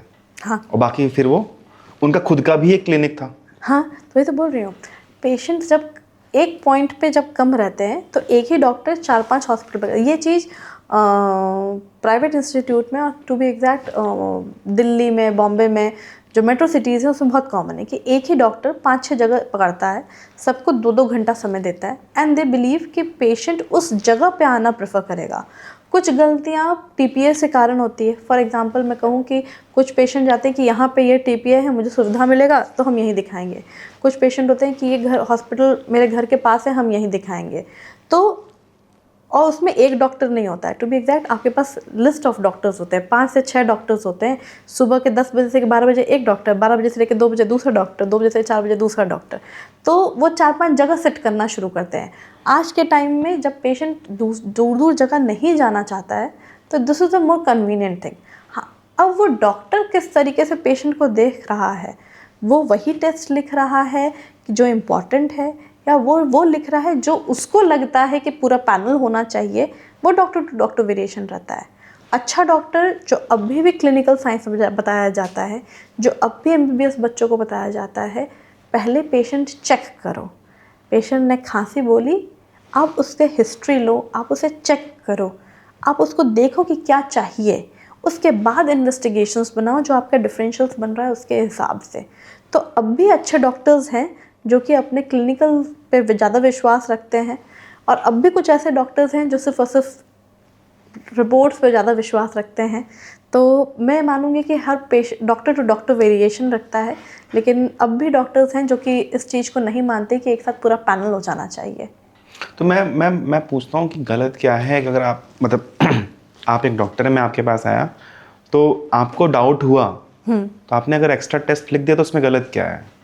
गलत तो ये है ना कि उस टेस्ट का प्राइसिंग बहुत ज़्यादा हाई है। बस हर पेशेंट हर चीज़ अफोर्ड नहीं कर सकता है, that becomes a very important point.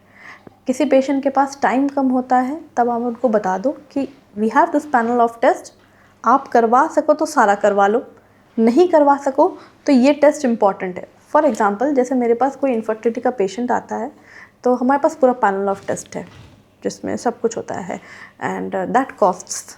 Infertility panel हमेशा से महंगा रहा है, अब भी महंगा है और आगे वाले टाइम में भी महंगा रहेगा।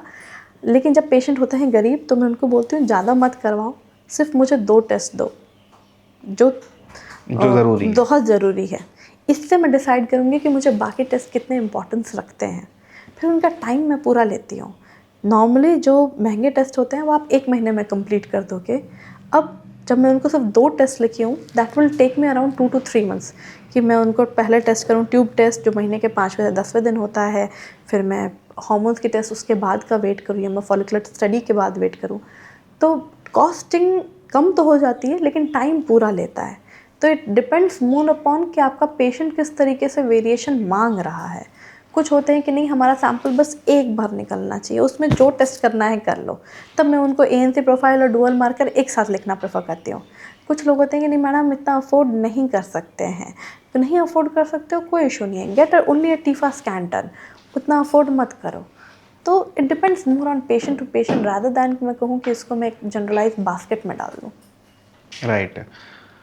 मुझे लगता है कि कहीं ना कहीं ये मेरा ओपिनियन है कि कहीं ना कहीं सरकार की भी गलती है इन सब चीज़ों के पीछे कि आप इतने ढेर सारे प्राइवेट स्कूल्स को और कॉलेजेस को मान्यता दे दिए हैं कि जिनकी करोड़ों में फ़ीस है स्टूडेंट्स की, तो ऑब्वियसली जब वो पढ़ाई करके निकलेंगे तो लोन लेके जाएंगे। एक मध्यम वर्गीय परिवार का बच्चा निकलते ही EMI का प्रेशर, तो ऑब्वियसली वो इन सब गलत प्रैक्टिसेस में उलझना मजबूरी है उसकी। घुसने की कोशिश बहुत हो जाती है। अगर ये प्रेशर बनता है ईएमआई का, तो ये बहुत ज़्यादा प्रेशर होता है कि वो ईएमआई, और हर जब माँ बाप एमबीबीएस में भेजता है तो ये सोचता है कि नहीं, पहले दिन से ही मेरा बच्चा डॉक्टर हो गया तो कमाने लगेगा। लेकिन आज की परिस्थिति ऐसी नहीं है। आज वो एमबीबीएस कंप्लीट करता है, फिर उसके बाद पीजी कंप्लीट करता है, तब भी जा कर के अगर उसने सुपर स्पेशलाइजेशन भी कंप्लीट कर लिया हो तो आपके पेशेंट्स उतने छटने शुरू हो जाते हैं कि आपने super specialization head and neck किए तो आपके पास बाकी पेशेंट्स नहीं आएंगे, हेड एंड नेक वाले ही आएंगे।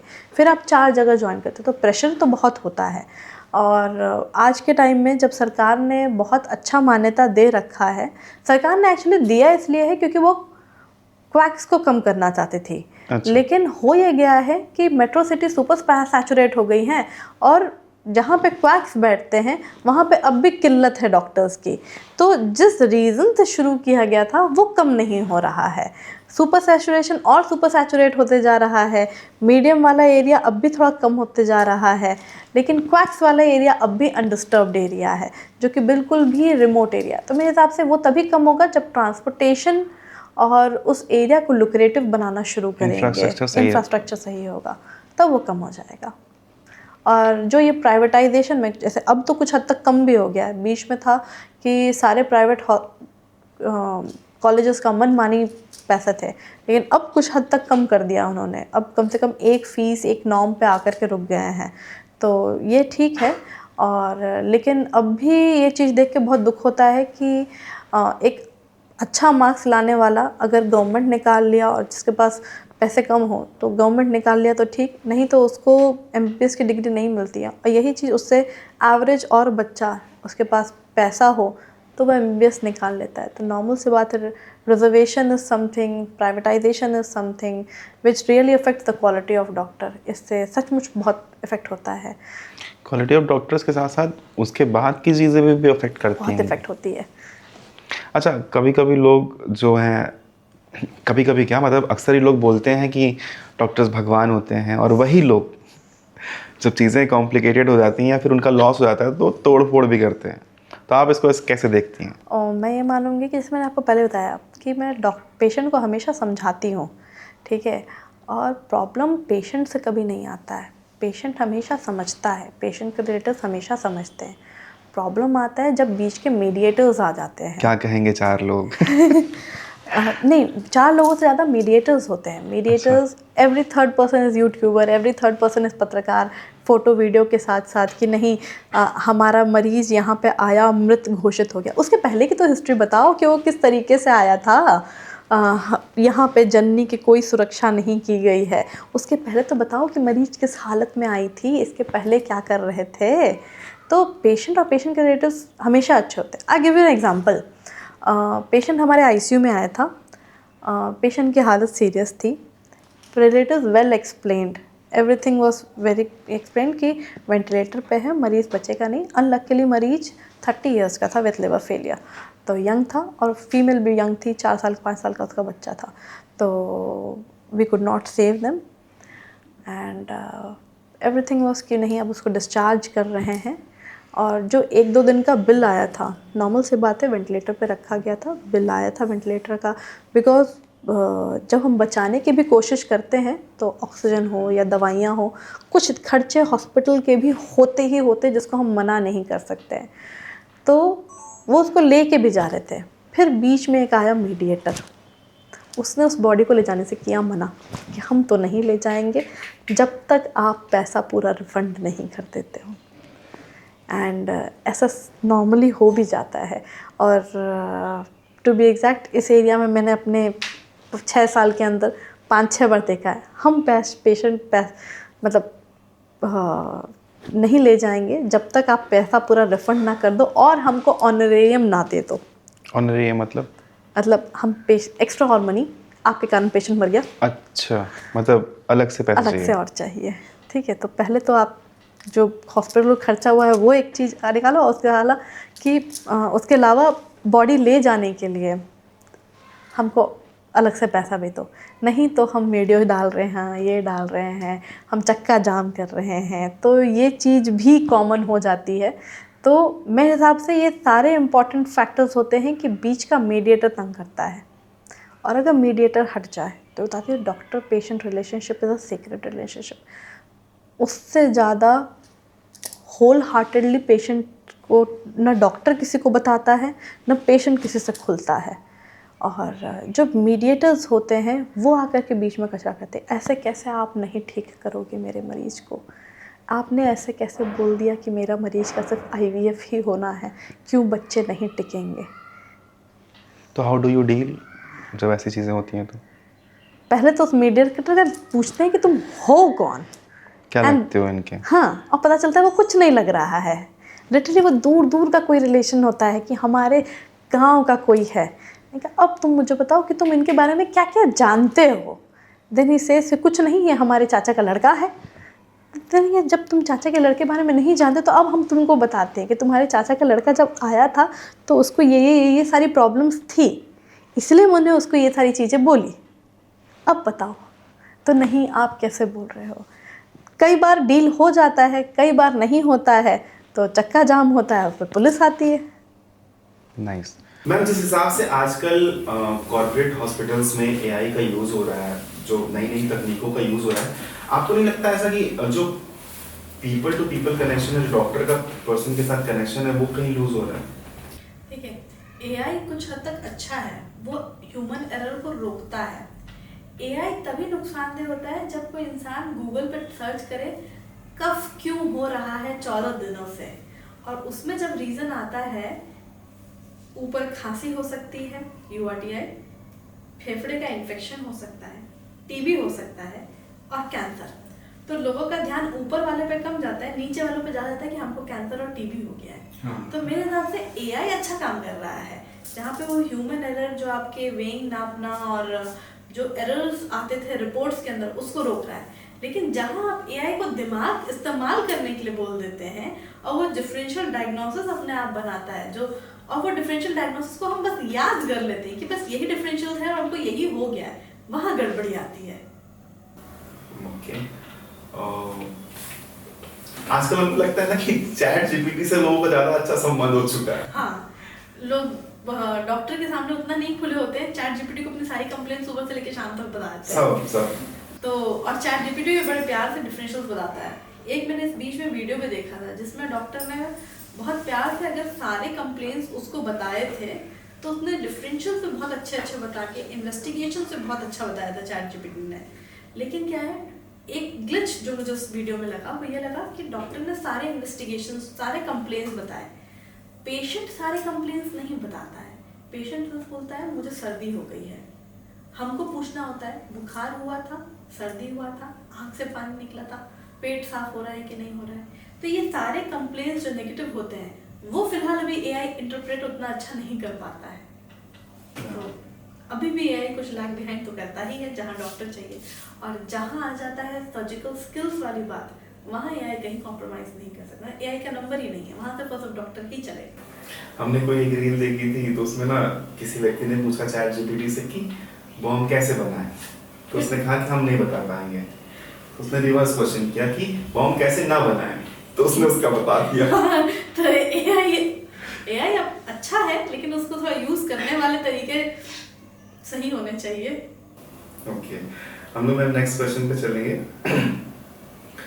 जब आप आपके तिब्बतिया आने का रीजन तो ये भी था कि आपकी शादी हुई यहाँ पे, लेकिन जब आप वहाँ पे काम कर रहे थे एम्स में या फिर रेलवे हॉस्पिटल्स में, तो स्टारडम था वहाँ पे, तो कभी भी स्टारडम्स आपके एथिक्स के आड़े आया कि आपने हमेशा, मतलब एक डॉक्टर जो कि बड़े हॉस्पिटल्स मेट्रो सिटीज में काम कर रहा है, जिसके पास बहुत स्टारडम है, बहुत पैसा आ रहा है, वो अपने एथिक्स को कैसे मेंटेन कर सकता है? नहीं, मैंने कभी इन चीज़ों को अपने लाइफ को अफेक्ट होने नहीं दिया है। मैंने हमेशा माना है कि डॉक्टर पेशेंट रिलेशनशिप बहुत इम्पॉर्टेंट है, और स्टारडम से कभी अपने लाइफ को अफेक्ट नहीं होने दिया है कि वो चीज़ मेरे लाइफ को अफेक्ट करना शुरू करे। तो इन चीज़ों से मैं थोड़ा दूर ही रही हूँ, तो मुझे देवरिया में सेटल होने में प्रॉब्लम नहीं हुई थी। नाइस। मैम, क्या ऐसा सिस्टम में बदलाव है कि अगर उसको रिजॉल्व करते हैं हम लोग, तो पेशेंट का डॉक्टर्स के साथ रिलेशनशिप और बेहतर हो सकता है और अच्छा हो सकता है? मीडिएटर्स हटा देना चाहिए, कमीशन कट ये हट जाना चाहिए, इस बहुत स्ट्रिक्ट लॉ होना चाहिए। MR आते हैं, प्रेशराइज करते हैं कि आप दवा लिखिए, विल गिव यू ऑनरियम, बिल्कुल गलत बात है, हट जाना चाहिए। पेशेंट होते हैं, उन्हीं के खानदान में से कोई रिलेटिव होता है जो कि गाइड करता है कि वहाँ जाओ, वो अच्छा डॉक्टर है, और पता चलता है उसे कट मिलने वाला होता है। तो जो आपका काम 2000 में होना होता है, वहाँ वो हॉस्पिटल 5000 का बिल बनाता है, क्योंकि कुछ अमाउंट तो हमको मीडिएटर को देना होता है। तो ये बहुत बड़ा अफेक्टिंग पॉइंट है मेरे हिसाब से। गवर्नमेंट को इसके ऊपर बहुत अच्छा स्ट्रिक्ट लॉ और इम्प्लीमेंटेशन वाला लॉ चलाना चाहिए। मतलब मेरे भी कुछ दोस्त लखनऊ में डॉक्टर्स हैं, तो मैं देखता हूँ कि जो प्रयागराज से पीजीआई के लिए एम्बुलेंसेज आती हैं, उन एम्बुलेंसेज का भी कट होता है। बिल्कुल होता है, मैं वही तो बोल रही हूँ। और उसमें भी एम्बुलेंस वाला बहुत स्पेसिफिकली डायरेक्ट कर देता है रास्ता कि नहीं वो अच्छा जगह नहीं है, हम आपको अच्छे जगह ले जा रहे हैं जहाँ उसे अच्छा कट मिलेगा। इसीलिए मैं बहुत स्पेसिफिकली बोलना चाहूँगी, जब आप किसी डॉक्टर के पास जाएं, सबके पास फ़ोन होता है, 10 मिनट उस डॉक्टर के बारे में पढ़ लें, देख लें, एमबीबीएस डॉक्टर है क्या है, सर्च कर लें कि वो जिसके पास जा रहे हैं वो डॉक्टर है भी या क्रैक्स है। बस। आप जब आपने इसके पहले किसी प्राइवेट हॉस्पिटल में काम, जैसे एम्स में किया आपने, रेलवे हॉस्पिटल किया, प्राइवेट हॉस्पिटल में दिल्ली में आपने काम किया? नहीं, प्राइवेट नहीं, हमेशा तो गवर्नमेंट में। जब आप यहाँ पे देवरिया में काम करते हैं, तो आपको वो सुकून मिलता है जो कि आपको वहाँ पे ना मिलता हो शायद दिल्ली में? ठीक है, क्या वो डिफरेंस क्या है आपके दिल्ली में काम करने में और यहाँ पे? दिल्ली से ज़्यादा गवर्नमेंट में और प्राइवेट में इंस्टीट्यूट में काम करने में एक मेन डिफरेंस होता है कि कुछ टाइम पे पेशेंट का प्रेशर आप पे हावी होने लगता है। गवर्नमेंट में कभी भी आप पे पेशेंट का प्रेशर हावी नहीं होता है। दे अंडरस्टैंड कि गवर्नमेंट में डॉक्टर है, हम प्रेशराइज नहीं कर सकते हैं। यहाँ पे कई बार पेशेंट प्रेशर थोड़ा ज़्यादा बन जाता है कि नहीं मैडम आप अच्छी दवाई लिखो, मैडम एक बार में मरीज ठीक हो जाना चाहिए। और मुझे मालूम है मरीज एक बार में ठीक नहीं होगा, टाइम लगेगा, लेकिन मैं कोशिश करती हूँ उसको थोड़ा समझा दें कि नहीं इतने समय का वक्त दो, 2 से 3 महीने का हम ठीक कर देंगे, तो ये प्रॉब्लम लगभग सॉल्व हो जाती है। ओके, मतलब अभी भी चीज़ें हैं, लोग जो है प्रेशर बनाते हैं डॉक्टर्स के ऊपर। बिल्कुल बनता है, बिल्कुल बनता है कि मरीज कितने दिन इट्स बिकॉज ऑफ कंपटीशन की, और भी कंपटीशन में है लोग की, या फिर वो पेशेंट की वजह से ही होता है? नहीं, ट्रीटमेंट का टाइमिंग आपका डिफरेंट होता है, लेकिन सर्दी खांसी आपका 5-7 दिन में ठीक हो जाएगा, ठीक है।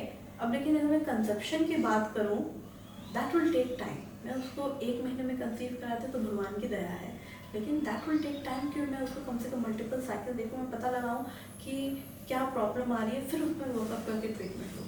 कई बार ट्रीटमेंट प्रोसेस ही लंबा टेक होता है। कई बार होता है कि हैवी मेंस्ट्रुअल ब्लीडिंग है, हमने उसका मैनेजमेंट करना शुरू किया, पेशेंट ऑपरेशन नहीं चाहती है या ऑपरेशन हमको लग रहा है कि अच्छा नहीं है, हमने कुछ टाइम तक मेडिकल मैनेजमेंट दवाइयाँ देखते कोशिश किया कि वो ठीक हो जाए। 3 महीने के बाद भी रिजल्ट नहीं आया और फिर बाद में हम ऑपरेशन बोल दें कि नहीं ऑपरेशन है, तो पेशेंट कहीं ना कहीं लूज तो होप कर ही जाता है कि हम 3 महीने तो मैडम के पास घूम ही रहे थे, अभी तक ट्रीटमेंट नहीं हुआ, ठीक नहीं हुआ। तो ये प्रेशर तो प्राइवेट में ज़्यादा बनता ही बनता है, नो डाउट। मतलब पेशेंट को पेशेंस भी होना चाहिए। No doubt. छोटे शहरों में डॉक्टरों को लोग शक की निगाह से देखते हैं कि ये मुझसे पैसा लूट रहे हैं, ये कर रहे हैं, वो कर रहे हैं, और आप आए यहाँ पे और आप एक बड़ा नाम बने देवरिया के महिलाओं के बीच में, और कैसे सब कुछ आपने किया, मतलब कि कैसे आपने भरोसा नहीं कर लोगों? देखिए, स्टार्टिंग पॉइंट तो मेरे फादर इन लॉ से शुरू हुआ, तो जब मुझे बेस ही अच्छा मिला था। बाकी देवरिया में मैंने हर वर्ग के लोगों को ट्रीट करने की कोशिश की है। कई बार होता है ना कि हम सिर्फ प्राइवेटाइज हैं तो हम सिर्फ पैसा लेके काम करें, ऐसा नहीं है। हमारे पास जैसे आयुष्मान है तो उसमें फ्री ओपीडीज रहती है, पेशेंट आगे कर भी दिखा सकता है। हम लोग संडे को फ्री कैंप रखते हैं जिसमें हमारा 9 to 2 फ्री ओपीडीज रहता है सारे डिपार्टमेंट के अंदर। तो मुझे अच्छा प्लेटफॉर्म मिला जो मेरे फादर ने दिया, और फिर मेरा हमेशा लोगों के प्रति कि जो मुझे नहीं दिखा पा रहे हैं क्योंकि हम प्राइवेट इंस्टीट्यूट में हैं, उसको आप उस दिन पे बुला लो जिस दिन आपको लगे कि नहीं वो पैसा अफोर्ड नहीं कर सकता, संडे को आके दिखा जाओ। तो ये चीज़ भरोसा जीतने में बहुत हेल्प आउट किया है कि हम दोनों की सेवा कर पा रहे हैं, हम लोगों की भी सेवा कर पा रहे हैं, जबकि आपके पास पैसा हो या नहीं हो। और कभी भी आपको ऐसा नहीं फील हुआ कि इस छोटे से शहर में इक्विपमेंट्स की कमी है या फिर स्टाफ्स की कोई कमी रह रही है, तो इन चीज़ों की गैप, कोई रिसोर्स गैप को कैसे फिल कर रहे हैं? इक्विपमेंट से कभी बिकॉज ट्रांसपोर्टेशन इतनी अच्छी है, आप एक इंस्ट्रूमेंट का नाम ले लो वो फ़ौरन से उठ के आ जाएगा, टाइम भले ही ले लें। और स्टाफ का शॉर्टेज जो आप बोलेंगे, देखिए हमारे हॉस्पिटल में पढ़ाने का चीज़ है कि एवरी सैटरडे या 2 सैटरडेज में we try to have a meeting जिसमें स्टाफ और डॉक्टर्स रहते हैं, जिसमें लेक्चर्स होते हैं एंड वी टीच देम। तो स्टाफ के जो भी हैं वो हमेशा उनको हम स्टडी करवाते रहते हैं, रिवाइज करवाते रहते हैं। और टू बी एग्जैक्ट मैं बोल दूं कि देवरिया अलाइड एरिया में जितने भी हॉस्पिटल्स हैं वहाँ पे आपको जो भी नर्सिंग स्टाफ और टेक्नीशियन मिलेंगे वो पता चलेगा कि एक बार सावित्री हॉस्पिटल में वर्क करके गए हैं, तो यहाँ पे सीखे हैं, दूसरे जगह पे सेटल डाउन हुए हैं। एंड अब भी जो नए लोग आए हैं उनको हम हमेशा सिखाते रहते हैं। मतलब उन लोग के ऊपर भी एक प्राइड जुड़ जाता है कि आप सावित्री हॉस्पिटल से गए। जब आप देवरिया आ रही थी शादी के बाद, तो आपके कलीग्स या फिर आपके दोस्त आपको रोके नहीं कि भाई आपका करियर खराब हो जाएगा, ये वो ऐसा ऐसा? ठीक है, शादी मेरी एम्स में सेकेंड ईयर में हुई थी एंड इट वाज कि मेरी मैडम बोलती तुम सेकेंड ईयर में शादी क्यों कर रही हो। ठीक है, तब तो मुझे सच में समझ में नहीं आया था कि शादी क्यों हो रही है। वो पापा ने अचानक पूछा कि लड़का अच्छा है, फैमिली अच्छी है, शादी कर लो सेकेंड ईयर में। हमने हाँ बोल दिया और तब तक सेकेंड ईयर में आपने शादी कर ली थी? पीजी के सेकेंड ईयर में शादी PG से। तो और कलीग्स थे कि इसके बाद क्या करोगे, तो प्राइवेट सेटअप है। देवरिया किस टाइप का जगह है उसके बारे में मुझे ज़्यादा आइडिया था नहीं। वो जब हम हॉस्पिटल में आए हैं, देखे हैं कि ऐसा है, तब पता चला है। And I am really satisfied कि जहाँ हूँ वो अच्छा जगह है, अच्छा स्टार्टअप है, अच्छा बैकअप सपोर्ट है, लोग अच्छे हैं और समझते हैं लोगों, मतलब जो आप बोलो उसको बहुत प्यार से इंटरप्रेट करके समझते हैं। बस चलिए हम लोग नेक्स्ट टॉपिक पे चलते हैं और जानते हैं कुछ बीमारियों के बारे में, कुछ मिथ्स के बारे में, कुछ मिसकंसेप्शंस के बारे में लोगों के दिमाग में जो है। मेरा पहला सवाल है कि आजकल की लाइफस्टाइल में PCOS और इनफर्टिलिटी इतनी क्यों बढ़ रही है? मतलब क्या रीज़न है कि ये हर आई थिंक चौथे या पांचवें औरत को या फिर महिला को हो रही है ये, और सिर्फ ये दवाओं से ही ठीक हो पाएंगी? बिल्कुल नहीं। मेरे पास अब भी कोई PCOS या इरेगुलर साइकिल या यंग बच्चियाँ हैवी मेंस्ट्रुअल ब्लीडिंग लेके आती है, मैं उसको एक ही चीज़ समझाती हूँ, दवाइयाँ is not the treatment, exercise and diet is the only treatment. Thing is कि थोड़ा तो एनवायरनमेंट चेंज हुआ ही है, आपके खान पीन के अंदर वो क्वालिटी नहीं आ रही है, हमारे रहन सहन में एक लैविशनेस आ गया है, हम उतना एक्सरसाइज नहीं कर पाते, एक स्ट्रेसफुल लाइफ को जनरेट किया। मतलब ये PCOS जो आपने कहा ये मोस्ट कॉमन हो गया है यंग टीन में, जहाँ पे उनको एक प्रेशर क्रिएट होता है कि अब आगे लाइफ में कुछ करना है। 12th की बच्चियाँ हों, 10th की बच्चियाँ हों, या फिर जस्ट अभी नया सेटअप स्टार्ट किया हो, स्ट्रेस लेने लगते हैं, स्ट्रेस लेना जब शुरू करते हैं, दे आर नॉट ट्राइड कि स्ट्रेस को हैंडल आउट कैसे करना है। स्ट्रेस सबको होता है, पहले भी था अब भी है। उस वक्त लोग स्ट्रेस हैंडल करना सीखते थे कि नहीं हम थोड़ा देर योगा कर रहे हैं, स्ट्रेस को बर्स आउट कर रहे हैं। अब वो स्ट्रेस हैंडल नहीं करते हैं, अब वो बंच ईटिंग कर लेते हैं कि अच्छा बंच ईटिंग हो जाए, या बिल्कुल नहीं खाते हैं। तो बोथ इज़ वेरी हार्मफुल। तो मैं अब भी लोगों को समझाती हूँ, PCOS हो, इरेगुलर साइकिल्स हो, कोई भी प्रॉब्लम हो, first improve your diet and your exercise, yoga most important. इसके बाद नंबर आता है दवाइयों का। फिर हम दवाइयों से जो थोड़ी बहुत प्रॉब्लम बची हुई है उसको कुछ टाइम तक ठीक करेंगे और उसके बाद आपका बॉडी मेंटेन रखें। तो ये PCOS और PCOD में क्या बेसिक डिफरेंस? एक सिंड्रोम है, एक डिजीज है। सिंड्रोम में हो गया, देखिए PCOD मतलब मैं थोड़ा मोटा मोटी बोलूँ, जब कोई PCOD बोलता है तो उसमें 3 आउट ऑफ 2 फीचर्स होने चाहिए, 3 में से। अल्ट्रासाउंड में कुछ दिख जाए जिसमें PCOS टाइप का दिखे, इरेगुलर साइकिल्स हो, या तो टेस्टोस्टेरोन बढ़े हुए चीज़ हो जैसे एक्ने हो या बाल चेहरे फेशियल हेयर हो या हेयर फॉल हो। PCOS जो सिंड्रोम है it's a more bigger thing. Except for PCOD उसमें लिपिड डिरेंजमेंट, BP बढ़ना, शुगर डिरेंज होना, मोटापा बहुत ज़्यादा होना, ये सब चीज़ें ऐड ऑन हो जाती है। तो PCOS is something which needs a life long treatment. PCOD is something जो कि आप अपने डाइट एक्सरसाइज से आराम से ठीक कर सकते हो। समथिंग न्यू हमको आज पता चला। नहीं, 2 अलग टर्म्स है, थोड़ा टेक्निकल टर्म है, दैट्स ऑल। इसको जनरलाइज कर देते हैं लोग जनरलाइज करते हैं और सबको समझते हैं सबको ट्रीटमेंट चाहिए, लेकिन सबको ट्रीटमेंट नहीं चाहिए। मतलब जितने भी डिजीज को ट्रीटमेंट नहीं चाहिए, सिंड्रोम को ट्रीटमेंट चाहिए। दोनों के अंदर दवाई चलती है, syndrome leaks a long term treatment, क्योंकि उसको हम, वो सिंड्रोम है, वो अब लंबा टाइम इफेक्ट करेगा। क्या पीसीओएस जो सिंड्रोम है इसी की वजह से इनफर्टिलिटी होती है? डिजीज में भी इनफर्टिलिटी जाती है, सिंड्रोम में भी इनफर्टिलिटी जाती है। दोनों ही डाइट और एक्सरसाइज से इम्प्रूव हो जाते हैं, दोनों ही डाइट और एक्सरसाइज से कंसीव भी कर जाते हैं। जब डाइट और एक्सरसाइज से कंसीव ना करें तब ट्रीटमेंट की जरूरत होती है। डिजीज इज समथिंग जिसको अभी हमने ट्रीटमेंट दिया और हम उसको बोल सकते हैं कि तुम लाइफ लॉन्ग एक्सरसाइज और डाइट करो, तुम ठीक रहोगे। सिंड्रोम इज समथिंग जिसको हमको 3-3 महीने में बुला करके उससे कुछ कुछ टेस्ट को रिपीट करवाने होते हैं कि उसके फ्यूचर को अफेक्ट ना करे। चूंकि आप एक गायने हैं तो एक टर्म है पेनलेस डिलीवरी का। हाँ। क्या ये सच में पेनलेस होता है? अच्छा, अब थोड़ा सा मिसनॉमर है। पेनलेस कुछ सेंटीमीटर्स के डायलेशन है, बच्चा सर्विक्स से डायलेटेशन के बाद निकलता है। लोगों को लगता है कि अभी डिलीवरी का दर्द आना शुरू हुआ है, हम दर्द का इंजेक्शन लगवा लेंगे तो पेनलेस हो जाएगा। ऐसा नहीं होता है। आपको बच्चानी के मुंह के खुलने का इंतज़ार करना होता है। 4 सेंटीमीटर 5 सेंटीमीटर जब खुल जाएगा तभी आपको वो इंजेक्शंस लगना शुरू होंगे, उसके बाद वो पेनलेस होता है। लेकिन 5 सेंटीमीटर वो आपको झेलना है और उतना तक खुलने का इंतज़ार करना होता है। तब तक थोड़ा बहुत बैक पेन, थोड़ा बहुत डिस्कम्फर्ट होता ही होता है। मतलब इट इज 50% पेनलेस, बाकी टाइम तो पर थोड़ा पेन झेलना है। तो ऐसा सच में होता है? मतलब देखिए, ये मेरा पर्सनल क्वेश्चन नहीं है, ये जेनरिक क्वेश्चन है कि आप लोगों के लिए नॉर्मल डिलीवरी आसान होती है कि सिजेरियन? सच में कहा जाए तो सिजेरियन पेशेंट के लिए थोड़ा सा बैड है, क्योंकि 6 लेयर्स ऑफ एब्डोमेन खुलते हैं। लेकिन मॉनिटरिंग वाइज बिल्कुल कम मॉनिटरिंग लगता है। जब आपने तुरंत बच्चा आउट किया, उसके बाद जो पोस्ट ऑप में मॉनिटरिंग हो रहा है वो हो गया। जबकि नॉर्मल डिलीवरी में हम लोगों को मेहनत ज़्यादा करते हैं। हर बार पेशेंट देखो, फीटल हार्ट देखो, तो हमारे लिए मेहनत ज़्यादा होती है। लेकिन पेशेंट की बेनिफिट नॉर्मल डिलीवरी में ज़्यादा होती है। तो मेरा सवाल अब है कि वाई डॉक्टर, मतलब ये कंसेप्शन बना हुआ है कि डॉक्टर्स जानबूझकर सिजेरियन लिख देते हैं क्योंकि मेहनत बचे, पैसा ज़्यादा लगे, ऐसा? देखिए, मैं ये तो नहीं कहूँगी कि सारे डॉक्टर्स एक जैसे होते हैं और सब लोग पैसे के लिए सिजेरियन करते हैं। और there are category of good doctors जो पैसे के लिए नहीं करते। लेकिन अगर आप बड़ा चीज़ नोटिस करें कि पहले ज़माने में 5 से 6 बच्चे होते थे, एंड उसमें से एक बच्चा अगर थोड़ा सा सेरेब्रल पाल्सी में भी निकलता था, मेंटल रिटार्डेड, जिसको थोड़ा कम बोल रहा हो, ये तो दे वुड हैंडल कि भाई बाकी 4 बच्चे अच्छे हैं। आज के ज़माने में 2 बच्चे होते हैं।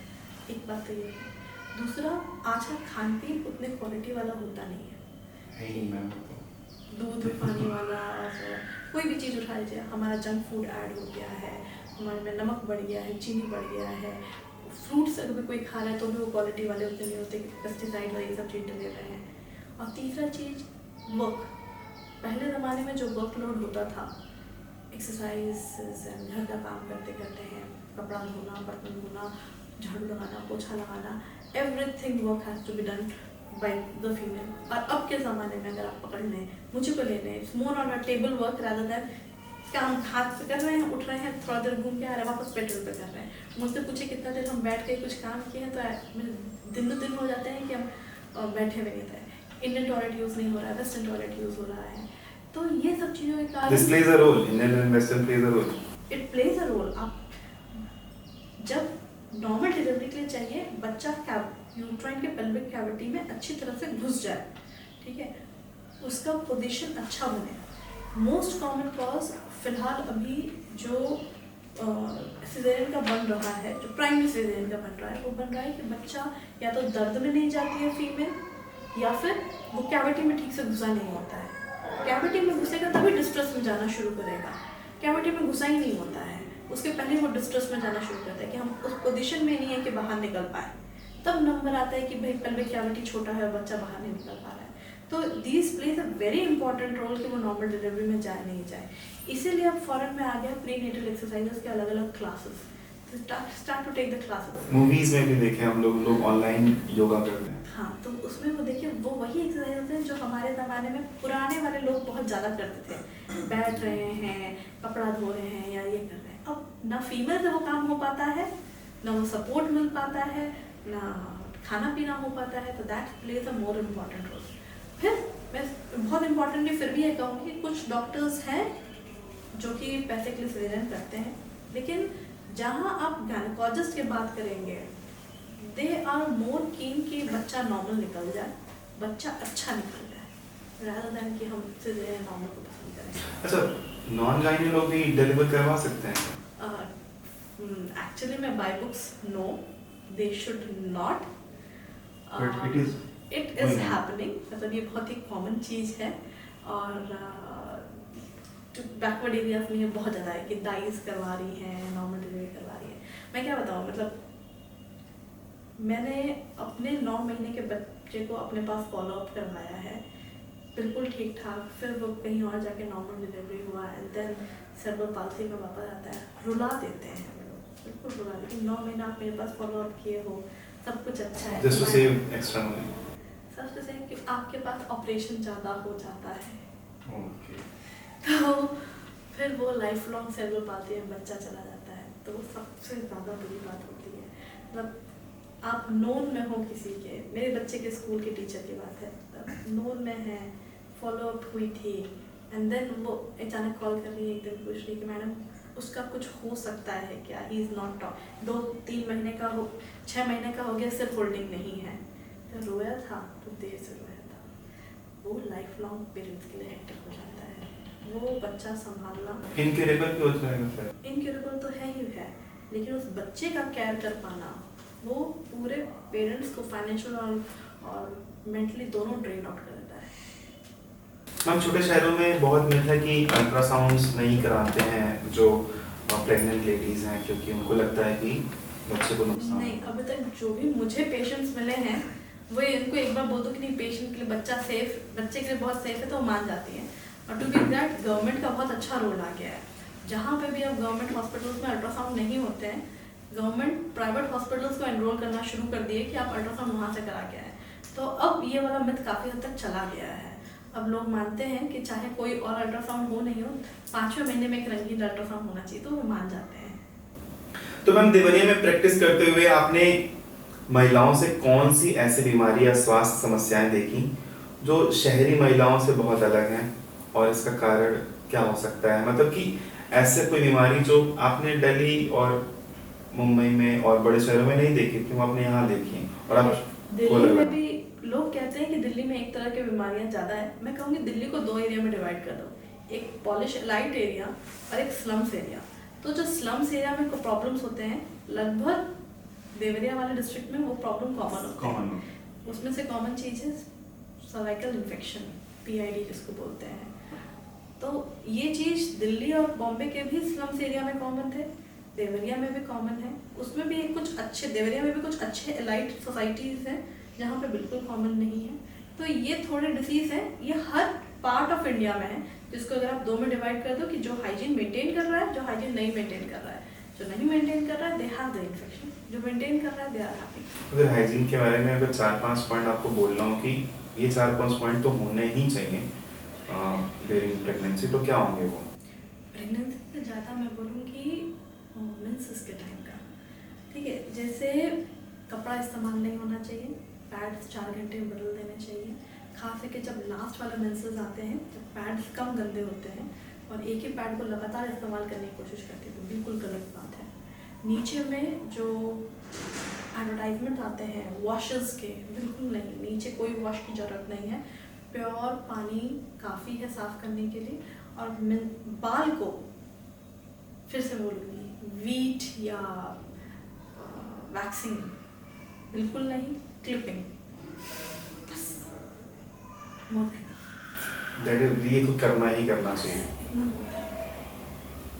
मैम, आप जब अपने घर में होते हो, आप अपने हस्बैंड के साथ होते हो और अपने फादर इन लॉ के साथ होते हो, या फिर मतलब जब सब लोग एक साथ एक टेबल पे होते हो, तो आप लोग डिस्कस करते हो कि डॉक्टर्स की सेफ्टी और इश्यूज जो भी चल रहे हैं, काफ़ी दिक्कत हो रही है, उस पर आप लोग कुछ डिस्कशन होता है सेफ्टी को लेके? Specially safety point of view, मतलब कि आप लोग मतलब भगवान की दया से सब अच्छा चल रहा है, लेकिन बहुत से डॉक्टर्स हैं जो कि स्ट्रगल कर रहे हैं। आपको बताया मैंने EMI को लेकर के, तो उन सब चीज़ों के लेके डिस्कशन होता है।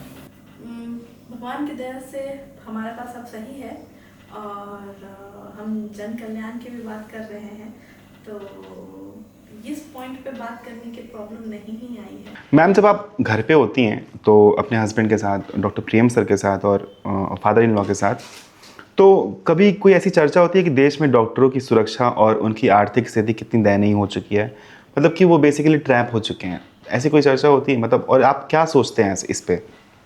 देखिए, मैं मानती हूँ कि बाकी प्रोफेशन से डॉक्टर का प्रोफेशन मुझे ज़्यादा अच्छा लगता है। या तक कि कोई एक सर्वे भी आया था जिसमें निकला था कि इंडिया में अब भी 83% लोगों को डॉक्टर्स पे भरोसा है। ये मैं डॉक्टर्स की बात कर रही हूँ, क्वैक्स की नहीं।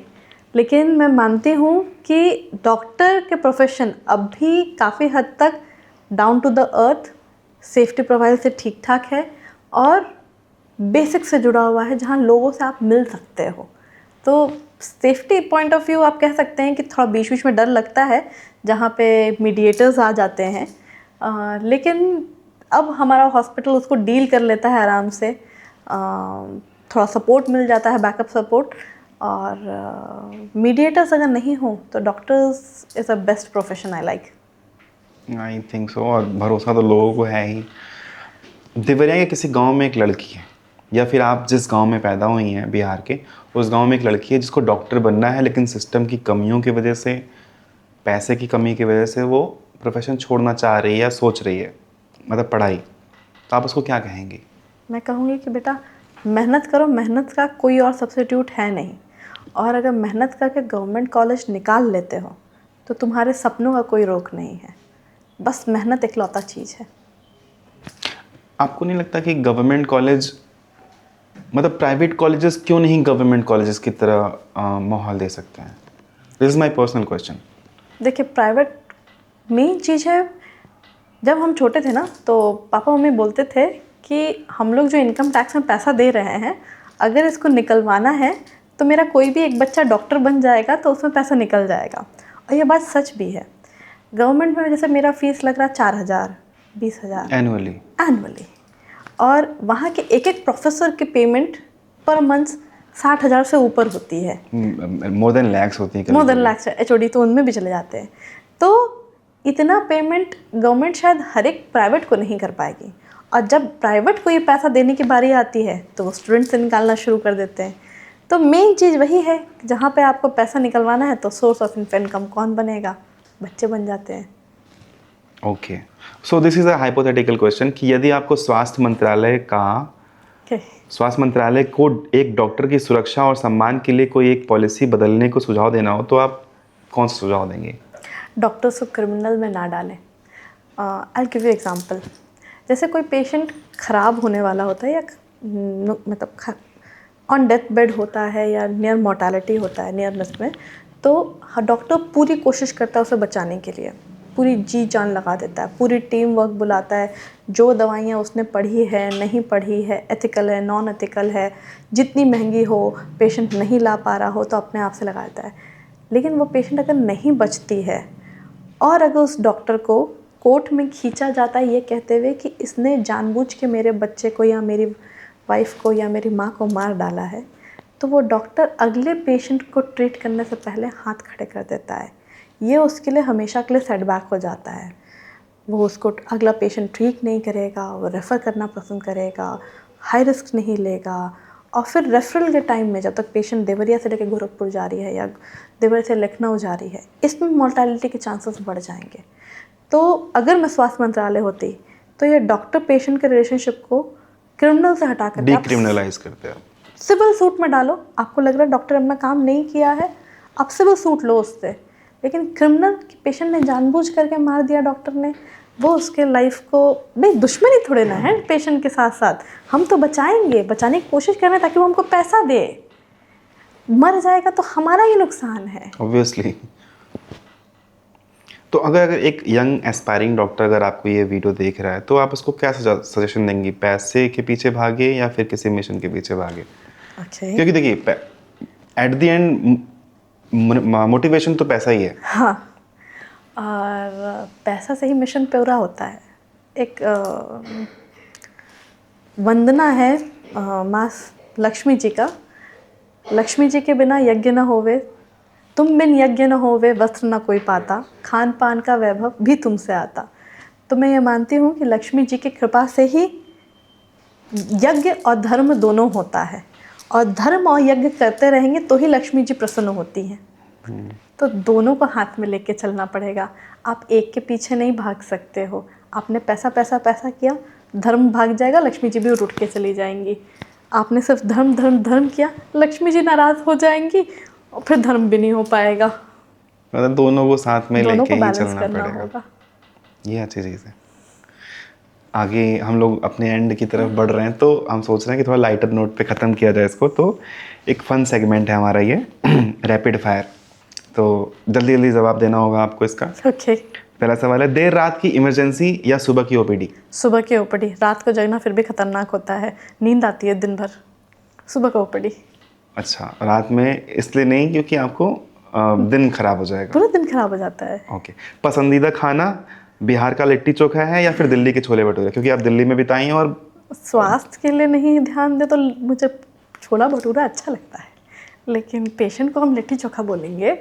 मतलब यू अग्री कि अपने बिहार का litti chokha is more good, healthier than बिल्कुल हेल्दियर छोले है। भटूरे? मतलब कोई पेशेंट मुझसे आके बोलता है कि मैडम हम क्या खाएं, कब खाएं? मैंने कहा सत्तू रखा है ना, खा जाओ सत्तू, अच्छा प्रोटीन भी है वो। हाँ, बिल्कुल बढ़िया है। अगर डॉक्टर नहीं होती तो क्या होती हैं आप? IAS officer. ये तो बढ़िया था। सोशल मीडिया प्यार है या सिरदर्द है? सोशल मीडिया पे टाइम बिताते हैं? You don't spend time.